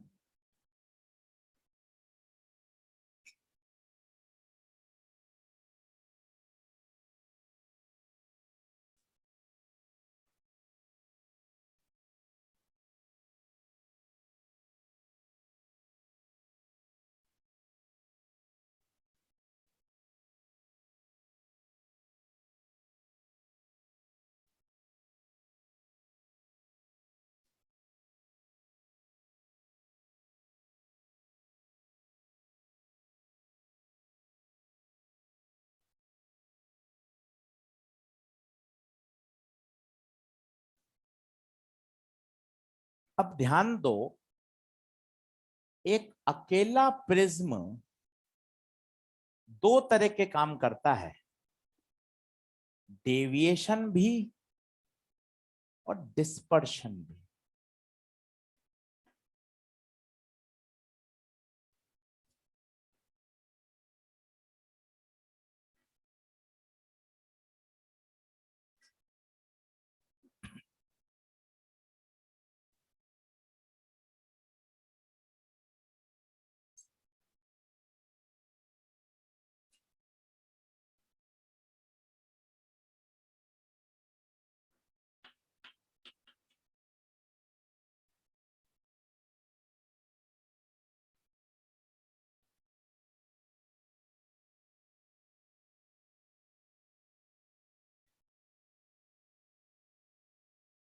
बड़े, अब ये दोनों काम समझ में आ रहे हैं? देखो, पाथ से मोड़ना डेविएशन, कलर को साथ में तोड़ना डिस्पर्शन। तो एक अकेला प्रिज्म 2 काम करता है, तोड़ना, मोड़ना। मोड़ने को क्या बोलते हैं? डेविएशन। देखिए मोड़ रहा है, पाथ से उसको डेविएट कर रहा है और 7 रंगों में तोड़ भी रहा है, that is dispersion as well as deviation. अब कुछ पैरामीटर्स डिफाइन करते हैं जो इनकी डिस्पर्शन और डेविएशन को नापते हैं, उसको पढ़ लेते हैं। कुछ थ्योरेटिकल टर्म्स हैं, एंगुलर डिस्पर्शन, मीन डेविएशन और डिस्पर्सिव पावर। ये सब क्वांटिटी है जो प्रिज्म की इन 2 क्वालिटीज को एक्सप्लेन करेंगी, तोड़ना, मोड़ना।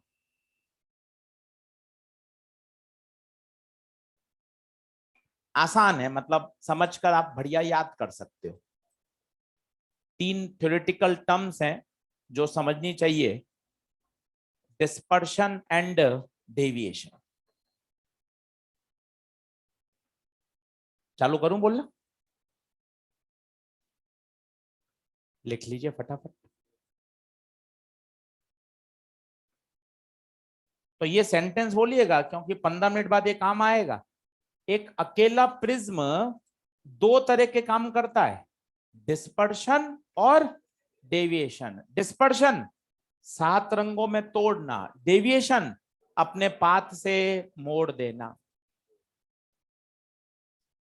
अब पहली टर्म समझते हैं, लिखिए। First, angular dispersion.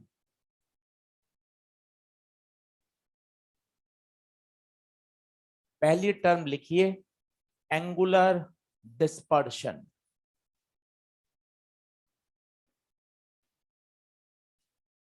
अब लॉजिकली समझिएगा, पहले इसको खुद तोड़िए, कितना समझ सकते हैं। एंगुलर मतलब कितने एंगल में, डिस्पर्शन मतलब फैलना, कितने एंगल में कलर फैल गए। डायग्राम से सोचिए, ये डेल्टा रेड है और ये वाला क्या होगा, डेल्टा वायलेट। उदाहरण के तौर पर ये 25 है, ये 30 है, समझना। रेड तो कितना मोड़ा, 25। वायलेट, बट ऑब्वियस वायलेट ज्यादा ही मोड़ा, ये तो आप निकाल ही चुके हो। तो जरा सोचो, क्या सातों रंग इन दोनों के बीच में नहीं है क्या? कितने एंगल में फैलने, कोशिश करो। 5 डिग्री में, क्योंकि रेड घुमा 25, वायलेट घुमा 30। अंतर कितना डिग्री? सारे रंग इस 5 डिग्री में ही फैले हैं। अब वापस टर्म पढ़िए, मजा आएगा। कितने एंगल में कलर फैले हुए हैं? आंसर है 5 डिग्री। प्रिज्म ने सारे रंगों को कितने एंगल में फैला दिया? 5। क्या 25 में फैलाया क्या? कहा सर 25 में? 25 में तो इसने मोड़ा है रेड को, वायलेट को मोड़ा 30 पे। अच्छा सर बाकी रंग कहाँ है? बाकी तो इनके बीच में ही है ना। कितने डिग्री में? 5। तो सोचो थीटा का क्या फॉर्मूला आएगा, खुद सोचो, यहीं लिखो, डेल्टा वी माइनस, याद तो करना ही है पर समझ के याद करोगे तो फील आएगी ना।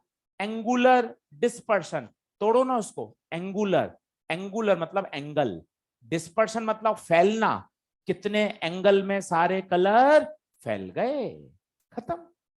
आओ इसका फॉर्मूला निकाल लो। लिखो नीचे पहली term, angular dispersion. Angular dispersion theta, delta V minus delta R. Delta V mu we minus 1 into A, delta R mu R minus 1 into A. Theta A common ले लो, 1 से 1 cancel, theta mu we minus mu are into A. This theta is called angular dispersion. सब values दे रखी होती है, simple numerical आता है, simple numerical.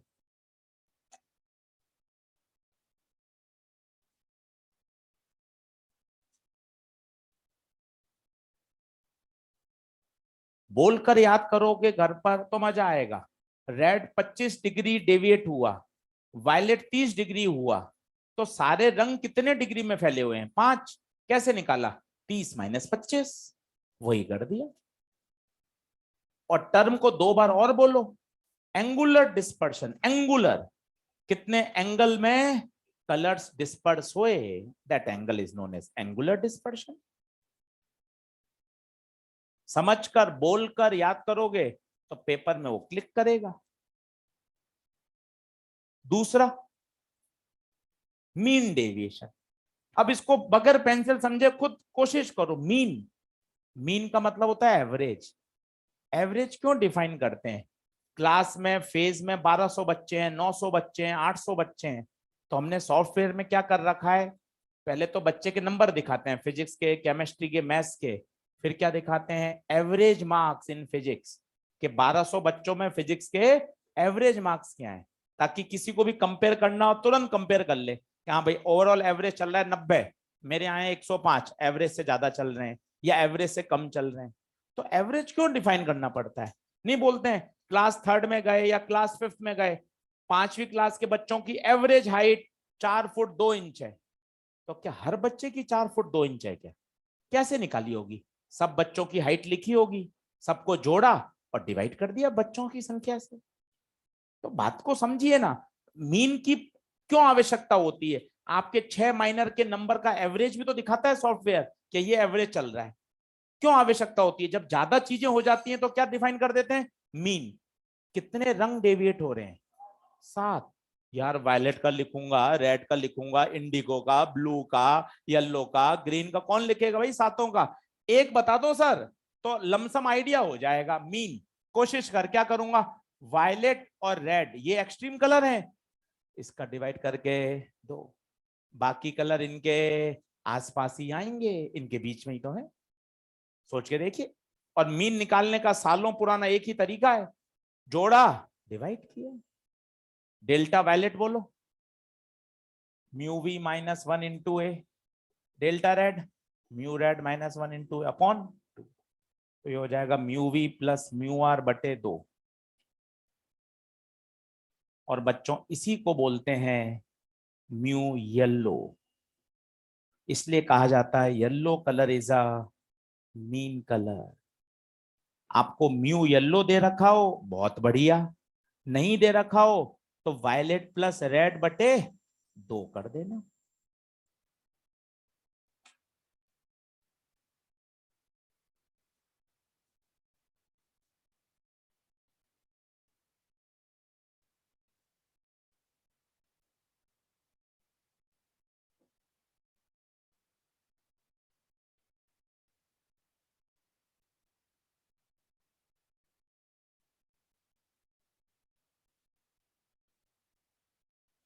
Yellow colour is a mean colour.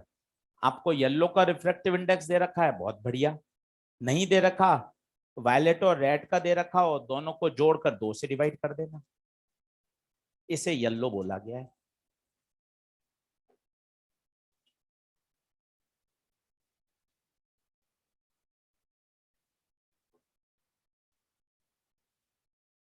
और दोनों का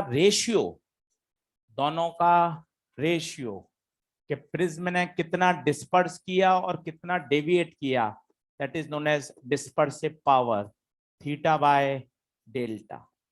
theta mu we minus mu are into A, delta mean mu yellow -1 × ए।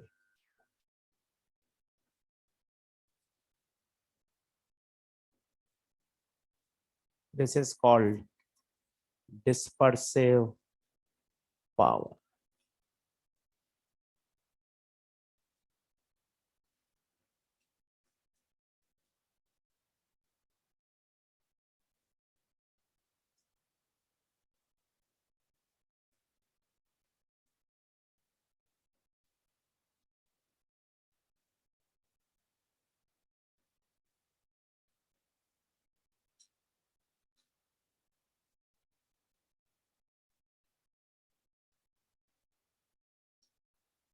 अब तीनों क्वांटिटी अपन ने पूरी ड्राइव करके देख ली, अब तीनों को एक साथ लिख लेते हैं ताकि जल्दी याद होगा, जल्दी रिवाइज होगा, न्यूमेरिकल फटाफट कर पाओगे। तीनों को एक बार बोल लो। एंगुलर डिस्पर्शन बोले तो कितने एंगल में कलर फैले, डेल्टा मीन, मीन डेविएशन। आशीष सर सातों डेविएट हुए हैं, पर सातों की चर्चा ना करके मीन बोल दिया तो एक आइडिया लग जाता है मोटा मोटा कि एवरेज हाइट ये है सर, और दोनों का रेशियो डिस्पर्सिव पावर। अब नीचे एक नोट लगाइए,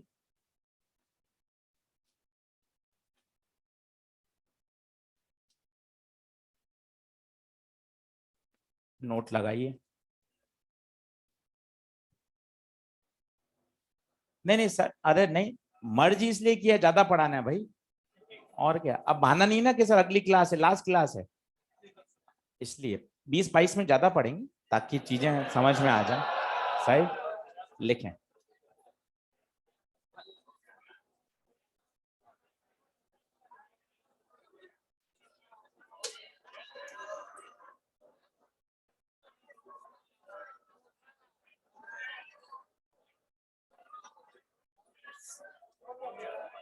चल, तो नोट लगाओ, 3 टर्म लिखो। पहली बात तो लिखो, पहला पॉइंट लिखो, सिंगल प्रिज्म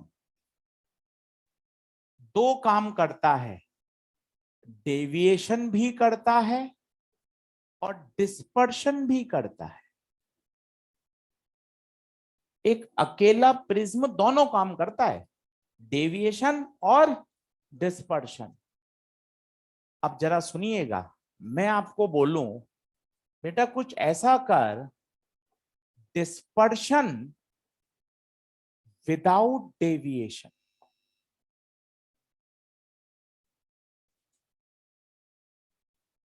सुनना सुनना, 2 बार आया है नीट में, बहुत फेमस प्रोफाइल है, डिस्पर्शन विदाउट डेविएशन। पहले तो उसको पढ़ो धीरे धीरे, डिस्पर्शन, और सरल ब्रेक करो, डिस्पर्स तो हो पर डेविएशन विदाउट डेविएशन, इसका मतलब डेविएशन नहीं हो। अरे सर नहीं कैसे हो, एक प्रिज्म तो दोनों काम करता है, तो भाई 2 प्रिज्म लगा दे, 2 प्रिज्म लगा दे, दोनों सीधे मत लगा, एक उल्टा एक सीधा। क्यों सर, इसके पीछे क्या कारण है उल्टा सीधा? आओ फील करो, लाइट आई, पहले ने 12 डिग्री नीचे मोड़ा, दूसरे में गई, उसने 12 डिग्री ऊपर मोड़ दिया, डेविएशन 0। महसूस करिए, फॉर्मूले इसके बहुत बड़े बड़े हैं, रटने की जरूरत ही नहीं है, तरीका सीख लीजिए, लाइन से पकड़िए। डिस्पर्शन तो हो, 7 रंग में तो टूट जाए, परंतु डेविएशन, और कब संभव है शायद आप फील कर पा रहे हो, देखो सर लाइट आई, सर पहले ने नीचे मोड़ा, सर दूसरे ने वापस उतना ही ऊपर मोड़ दिया हो, और लाइट रिफ्रैक्ट होके निकल गई हो, और ये आपस में पैरेलल है। तो पहले ने क्लॉक, दूसरे ने एंटी क्लॉक, सोच के बताइए नेट डेल्टा कितना? 0। Net delta 0। पहले का डेल्टा μ-1 इंटू ए, दूसरे का μ-1 इंटू ए। पहला है तो 1 1 2 2, उधर ले जाओ,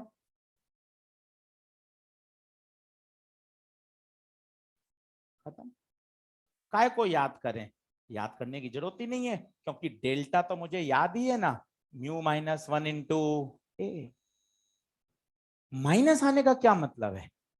माइनस तो अपने दिमाग में सेट था ना, हाँ सर 12 डिग्री क्लॉक तो दूसरा 12 डिग्री एंटी क्लॉक, साथ ही साथ ये भी बता रहा है कि A1 A2 दोनों एक दूसरे के अपोजिट होंगे, उल्टे प्रिज्म रखे जाएंगे। सीधे प्रिज्म रख दोगे ना, पहला भी मोड़ेगा दूसरा भी मोड़ेगा, दोनों ऐड हो जाएंगे। उल्टा प्रिज्म रखोगे तो एक क्लॉक घुमाएगा तो दूसरा एंटी क्लॉक घुमाएगा। क्या बात समझ में आ रही है? रुकना, अभी वो मत लिखना, पहले इस पे चलो। Single prism. दूसरा, एंगुलर डिस्पर्शन का फॉर्मूला बताओ। एंगुलर डिस्पर्शन थीटा कितना? Mu we minus mu are into a. तीसरा, mean deviation, delta mean μ-1 into a, ये भी लगा सकते हैं, येलो दे रखा था बहुत ही अच्छा, और दोनों का रेशियो लिख लीजिए। इससे क्या होगा, एक तरफ लिखे रहेंगे ना, जल्दी याद होगा, जल्दी रिवाइज होगा, बीच के सारे स्टेप उड़ा दिए जो हमने मैथ्स के देखे थे, समझे थे, लिखे थे। ये वाली प्रोफाइल 2 बार आई है नीट में, 2 बार रिपीट हुआ है क्वेश्चन।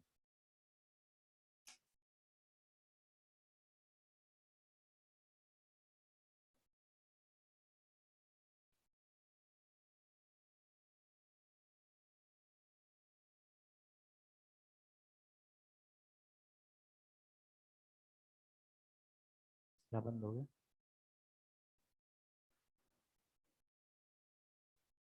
चल रहा है, एलटी चल रहा है, क्लियर है क्या? और अच्छा सर, उल्टा भी संभव है क्या? Deviation without dispersion.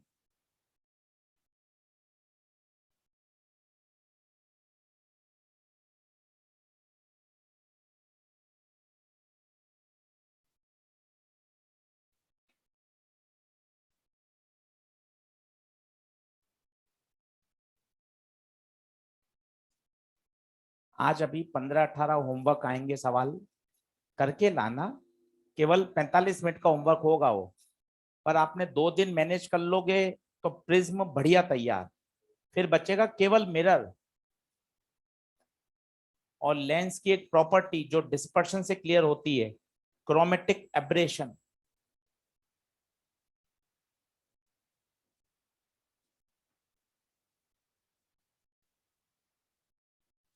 अब इसको खुद सोचना और खुद महसूस करना। डेविएशन विदाउट डिस्पर्शन क्या मतलब है? विदाउट डिस्पर्शन मतलब कलर फैले नहीं, थीटा नेट 0। सर ये कैसे संभव है, कलर ही नहीं फैले सर? प्रिज्म में से तो कलर फैलते ही हैं सर। कोशिश करते हैं शायद समझ में आए। देखो, लाइट आई, इसने 7 भागों में तोड़ा, बिल्कुल सही। सुनिएगा, वो तो सर चलो अपन को, आपने 2 बार बोला सर, मेरे क्लिक कर गई। हाँ, एक 12 डिग्री क्लॉक घुमाएगा, दूसरा 12 डिग्री एंटी क्लॉक घुमाएगा, और लाइट में डेविएशन ही ना हुआ। ये तो सर मुझे समझ में भी आ गया और महसूस भी हो गया। ये क्या मतलब है sir, deviation without dispersion? Without dispersion, पहले इसको बोलो, विदाउट डिस्पर्शन का मतलब कलर फैले ही नहीं। क्या संभव है क्या? कोशिश करो, देखो क्या होगा, महसूस करना, हाथ से देखना क्या होगा। कलर आए, व्हाइट आई, कितने भागों में टूट गए? 7। उल्टा सोचो तो प्रिंसिपल ऑफ रिवर्सिबिलिटी से 7 अगर ऐसे आए तो क्या व्हाइट नहीं बन सकती क्या? जब 7, जब व्हाइट लाइट 7 भागों में टूट सकती है, उल्टा कर दीजिए, ऐसी शर्त बैठ जाए कि 7 आए और मिलकर एक बना दे। संभव है ना? कैसे, जरा सोचो। एक प्रिज्म उल्टा लगा दिया, इसने तो बिखराया, और इसने उल्टा प्रिज्म होने के बाद कंबाइन कर दिया, कंबाइन कर दिया। तो बताइए, अच्छा, केवल उल्टा प्रिज्म लगाने से ही काम नहीं हो जाएगा, वो हमेशा एक पर्टिकुलर कंडीशन को सेटिस्फाई करना चाहिए। आप सोचो मैंने 2 प्रिज्म उल्टे रख दिए, सर हो गया काम? 2 प्रिज्म उल्टे रखने के बाद वो इस कंडीशन को भी तो क्या करें, फॉलो करें, तभी तो होगा काम। कोई भी 2 प्रिज्म उल्टे रखने से थोड़ी ना काम चलेगा कि सर 2 प्रिज्म उल्टे रख दिए, लो सर नेट डेविएशन 0। ना ना, उन दोनों प्रिज्म की कंडीशन इस फॉर्मूले से मैच करनी चाहिए। अब बताइए क्या होगा, थीटा नेट 0, इसका मतलब θ1 + θ2 0। थीटा पहले का theta mu we minus mu are into a, पहले का है 1 1 1, दूसरे का mu we minus mu are into a, दूसरे का है 2 2 2। उधर ट्रांसफर कर दीजिए, mu we minus mu are into a बराबर minus mu we minus mu are into. ये याद करने का कोई सेंस नहीं है, याद करना है ये याद करिए, इससे आप कभी भी चलते फिरते सॉल्व कर सकते हैं। हाँ सर क्या चाहिए, विदाउट डेविएशन दोनों का डेल्टा जोड़ के 0 कर दो, विदाउट डिस्पर्शन थीटा 0 कर दो। ये काहे को याद करते हो, ये आवश्यकता ही नहीं है, ये मॉड्यूल में बुक्स में लिखे हुए हैं, जरूरत ही नहीं है। बेसिक बात समझो, डेविएशन नहीं हो इस बात को पकड़ो, और दोनों का डेल्टा 0 कर दो। सर माइनस क्यों आता है? माइनस, माइनस का फील है कि प्रिज्म एक दूसरे के रेस्पेक्ट में उल्टे हैं। माइनस का फील है कि अगर एक क्लॉकवाइज घुमाएगा तो दूसरा एंटी क्लॉकवाइज घुमाएगा। माइनस का फील है पहला 7 में तोड़ रहा है तो दूसरा 7 को कंबाइन कर रहा है।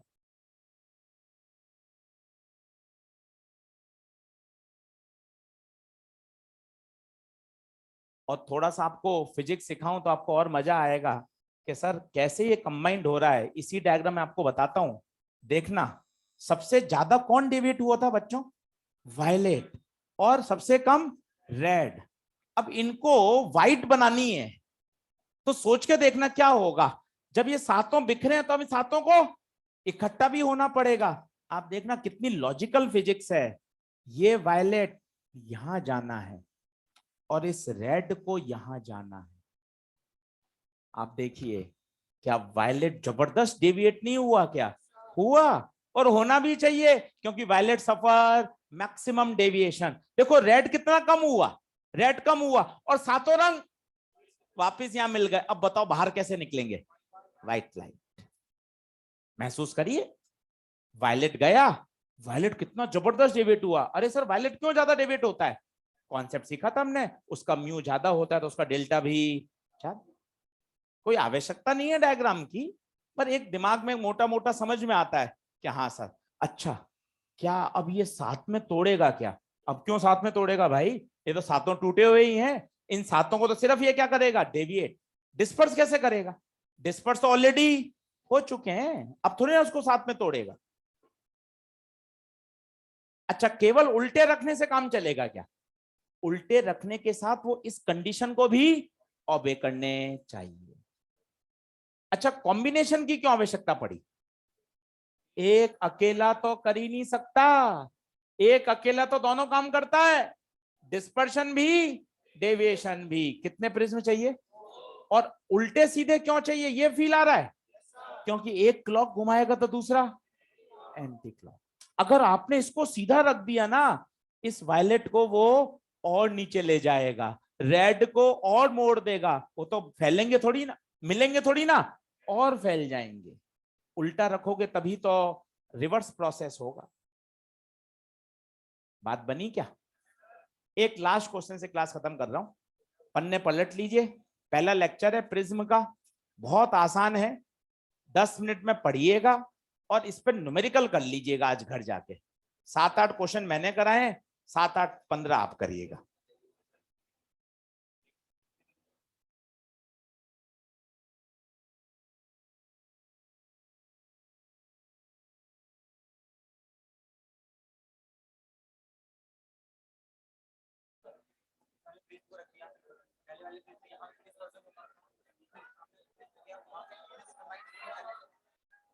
तो फाइनली जो लाइट निकली बाहर, वो इंसिडेंट व्हाइट लाइट के पैरेलल नहीं है, वो वहां से हल्की सी क्या है? डेविएटेड है। हाँ, जो फाइनली व्हाइट लाइट निकली वो इंसिडेंट व्हाइट लाइट के पैरेलल नहीं है। इसका मतलब उसमें क्या आ चुका है? डेविएशन। कंडीशन सेम का है, इसकी कंडीशन अलग सेटिस्फाई है, उसकी अलग है।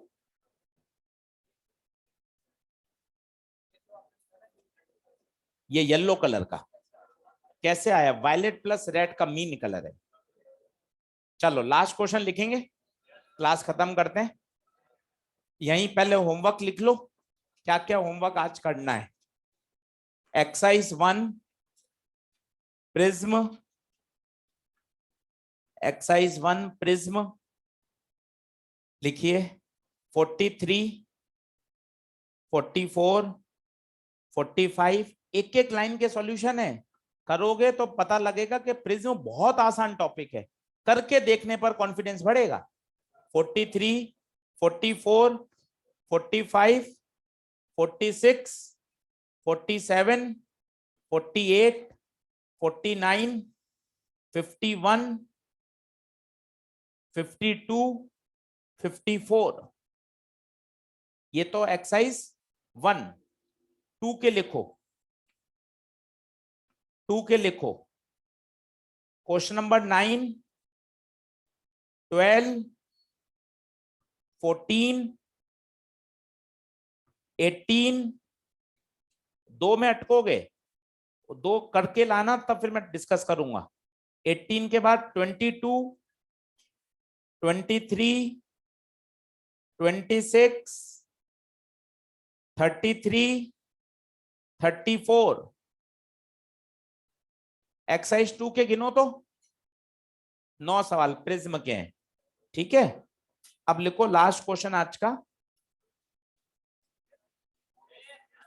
रेस कल प्रिज्म, अभी ऑप्टिकल इंस्ट्रूमेंट की करना, अभी प्रिज्म की नहीं। रेस ऑप्टिकल इंस्ट्रूमेंट की दे दी आज, लिखें। अ थिन प्रिज्म, क्वेश्चन लिखें, last question, a thin prism, a thin prism of angle 15 degree of angle 15 degree made of glass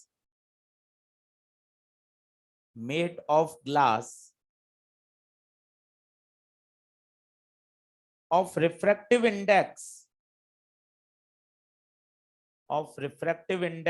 mu1 बराबर 1.5 is combined with another prism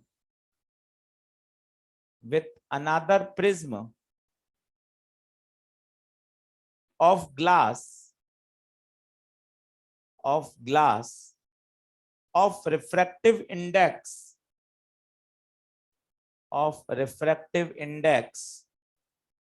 mu2 बराबर 1.75, mu2 1.75, full stop. The combination of the prism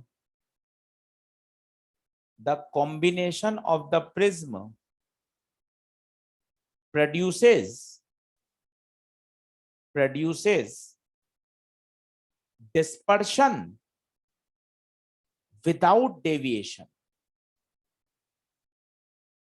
इसको underline करिए, dispersion without deviation, 2 बार आया है, NEET 2011 2017, dispersion without deviation. अब कोई formula मत याद करना, then find out the angle of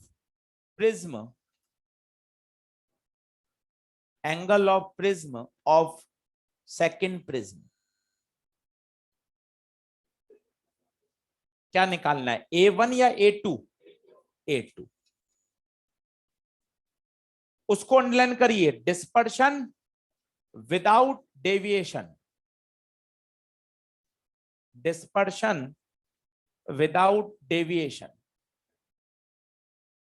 क्या जीरो करिए, theta, delta net, delta zero, deviation zero. दोनों के डेल्टा बराबर कर दूं क्या?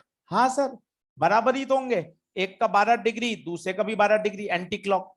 माइनस साइन तो हमें फील आ ही रहा है कि अपोजिट है। फॉर्मूला बोलिए, म्यू -1 इंटू ए। 3 चीजें दे रखी होंगी, एक अननोन है, 2017 में आया है, उससे पहले एक बार और आया है। वैल्यू डाल दीजिए, पूरा सॉल्व होगा। पहले का म्यू1 1.5, पहले का प्रिज्म 10, कितना 10 है 15, दूसरे का म्यू2 1.7, ये 0.5, ये 15, ये 0.75, कैंसिल हो रहा है कुछ? A2 कितना? क्लियर? तो कल आगे बढ़ेंगे, कल प्रिज्म पढ़ेंगे, मॉड्यूल जरूर लेके आना, प्रिज्म को अच्छे से आज तैयार करना। आज लेक्चर 1 था ये प्रिज्म का, कल लेक्चर 2 में क्वेश्चन डिस्कस करेंगे और इसको फिनिश करेंगे।